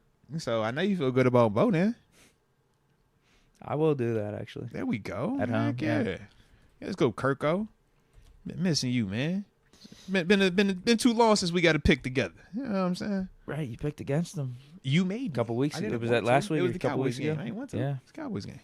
Bills at home -2.5. Favorites. You know what time I'm on. All right, Chiefs. the You got Chiefs. you got your Chiefs. All right, come on, man. You know what time it is. Yes, I'll take the Chiefs with the points. Yeah. I knew you would. I could have wrote that down. I still don't know who I want to win It this came game. out, man. I don't know who I want to win. You want the Chiefs to win. Don't play. You want the Chiefs to win. You do. You know you want the Chiefs to win. Don't even act like you don't want the Chiefs to win. You want the Chiefs to win. For a fact, I'm you want the thinking. Chiefs to I'm win. thinking about the Steelers. I'm always thinking about the Steelers' best interest. 1,000% you want the Chiefs to win. That's all I know, Deke. You want the I don't Chiefs to win. think. Deke, you want the Chiefs to win, bro. I almost want to see Bills get No, you don't. You want to see the false Chiefs hope. win. You want to see the after Chiefs win, getting bro. this win You want to see the in the Chiefs regular win. season. This ain't their first time beating the Chiefs with Mahomes. You know it is. This routine in the regular season. In the regular season, it's That's what I like, mean. they'll really start thinking this is the time. This is the year. man. This one hits different. nah, though. baby. Well, hey, one game at a time, man. That's what the Bills on. One game at a time right now, man. Hey. Chargers at home, -1.5 against the Bengals. Jamar Chase. I like my receiver, man. Wow. Oh my God, this is Chargers defense is pretty solid. I'm Jamar Chase, man. You like the Chargers? You should take the Chargers. Yeah, man. I will at home. Hardball too? Heck yeah. Yeah. I'll do it. That's fine. I mean, I could see the Bengals winning. I just like having my guys. Like, that's one of my guys. I like that one. That's my guy. Herbert's got some things going with his receivers. No, he does, He's building though. some connection. He definitely does. It's just, it's not the gaudy numbers that he was putting up with Staley. And who was his first guy? Anthony Lynn. Shout out to Anthony Lynn. I think that was his rookie coach, right? Yep. Yeah. But it's hopeful for the Chargers in winning games. Yeah. Like, they're not asking Herbert, almost like Josh Allen with the Bills last year. They're not asking him to be Superman. They're running the ball and doesn't do enough, man. yeah, playing a Pick more chill style of offense. Yeah. Monday night, Cowboys at home +7.5 against the Texans. I'll go Texans, even though I actually don't see the Texans covering this, but I'll just take the Texans. I don't want this game, honestly. Actually, Texans should. I just don't think the Texans are good. I think both teams are bad situations. Yeah, because I think the Texans are riding the hype of last year, and I don't think it's like that this year. And Dallas, yeah, man, their quarterback is done for the year. That's your squad, though. Yeah, Dak is done for the year. And That's you're like getting 7.5. Dak is done for the year. I don't have my quarterback. Michael Parsons is back. I don't have my quarterback. Parsons is going at the OC or the headman. Excuse me on that one. Not even the OC no more. The headman. What do you mean? He's talking about Jerry Jones or he's talking about McCarthy? McCarthy. What's he saying? Yeah, he's basically saying it was on him. Some of the shortcomings and some of the critiques. So more finger point. Yes, it's internal conflict going on in that building, man. It's messy over there. That's why I'm like, I don't want no parts of that. Yeah, that was like on Monday or whenever he did his podcast. It was like Monday or Tuesday. Yeah. I was like, why you want to do that? Like, it's already loud that you're doing the podcast in season. Now they throwing the man under the bus. Like, yeah, I'm like, it's good. It's great for your brand. It's great for the show. But I'm like, you still got to go to work, right? Yeah. So You're not taking Cowboys? Nah. I think they done for the year. I'll give you 8. That's what this is. We're not allowed to do they rough for the year, man. Versatile point spreads. Oh man, why you want to do me like that, I'll man? give you 8 points if you want. Hey, look, why you want to do me like that? You said, hey, if I can get it in the half, I like halves. 8. That's it. Let's see if it was a half. 8 ain't. I don't feel like 8 enough, man. 8 ain't enough. That's my final deal. 8 ain't enough. That's the team you grew up with too. Where's your heart at? That mean, listen, you talking, I get it. We got enough picks, though. We got a lot of picks, man. We got a lot of picks, man. We got a lot of picks. Played good in Dak's absence in the past. Hey, look. I'm not tripping, but you know how it's going to go. You going to talk me into this, and it's actually going to hit for me. I just don't believe it. But you know how it is, man. Probably, yeah. I don't believe in the Texans at all. Yeah, because both of these teams are like a coin flip in my eyes right now. Like, I literally got the game as like, yeah, I can for certain see the Texans whooping them. I can for sure see the Cowboys making it weird enough. It might even backdoor something. Yeah. Bump it. Give me Dallas, man. Okay. Let's go. For 7.5. No, for 8. Yeah. All right, that's the last time. Yeah, for 8. Doing the flexible. Make sure you got that right, Jaron. 8 points on the Cowboys point spread. All right, not doing that again. Just make sure we got that. Let the record reflect that. It's actually illegal. It is in some places, but in this sovereign state right here, we're going to let it happen, man. We good, all right? So with that being the case, Jerry, let me give you a quick rundown before we get up out of here. Deke has the Commanders. I have the Eagles. Deke has the Jets. I have the Colts. Shout out to A. Rich. Deke has the Saints. I have the fighting Jameis Winston Browns. Deke has the Niners. I have the Seahawks. Deke has the Broncos. I have the Kirk Cousin Falcons. Deke has the Chiefs. Of course, I have the Buffalo Bills. Deke has the Chargers. I have the Bengals. Deke has the Texans. And I have the Cowboys +8. Make sure you get my +8 on that one. Appreciate you. Shout out to the homie Deke for that one, man. But, yeah, here we are, man. Here we are. So, shout out. I think we got 1, 2, 3, 4. All right, Deke, we got 4 super chats. Can we do this in like 4 minutes, you think? I got AJ Martinez saying Tutu King Najee lifts the crown. Iron Mike KO 3. Yeah, because they fight tomorrow. Mike I think I'm Tyson gonna and watch Jake that. Paul. It's on Netflix too, man. So definitely tap in. I'm gonna watch it. Who do you got? Iron Mike, especially if you show up in the black tights with the black shorts with the black shorts with the black shoes, no socks. I don't know if I'm he's hard really, pressed to believe he doesn't win, just because who did he fight a couple years ago? he fought. It was like for real. he still looked legit. I just don't. My thing is, I don't know if they're gonna actually like let him fight for real. You know how like they've joked about the whole what goes on before these meetings, before these fights, like what's communicated. And I remember watching Floyd fight Logan, the other brother, and how that kind of went. And I'm just like, yeah, Floyd was about to hurt. Do you think the McGregor Floyd one was legit? No, I think that was. Because I think that one was McGregor legit. had him in the first 4 rounds. But that wasn't YouTube. Those It was are real. entertaining, Those at are least. professional fighters, though. Like at the top of their sport, both of those guys. That was real life. This is different because you're talking about a former real life killer and Mike Tyson fighting a YouTube kid that's 20, 30 years younger, and it's like, take this man serious, but also don't get hurt. But hey, I know you could probably hurt this kid, but hey, that's the money, so you don't hurt him too bad. You see me? It's like a lot going on with it. I just don't know. And then it's like Paul is actually kind of legit. You see what I mean? But then he's kind of not. So I'm like, well, I don't know. Yeah, like could he? Like if he could actually make it through a couple rounds, could he outlast Tyson because he gets fatigued? Mm-hmm. I don't think there's a way Tyson loses. I mean, he's the best ever. That's what I'm saying, He's bro. One of the best. But of all that's time. why I'm like, if he loses, I could definitely see it be a scenario where you're like, hey, bro, did y'all talk this through already beforehand? Like, I just don't know. And I get he's over the hill and stuff, but Mike I Tyson, I bro. just saw him a few years ago. Look, I pretty just seen smooth the training with it. video of Mike Tyson. I'm like, bro, if he punched me like that, my rib cracking, bro. Yeah. Like, Deke, did you? It was he had like tighty whitey underwear. So I'm like, bro, if you hit me, I'm sleep, Deke. I'm sleep if he hit me, bro. Yeah, and this is 36. I feel good about myself, Deke. That's Mike Tyson, bro. Yeah, he's 60. It's Mike Tyson. It's a killer. Until proven otherwise, that's a killer. I didn't see him kill too many people. That's a killer. Is Man. Bell ever gonna come on this podcast? We spend a block on.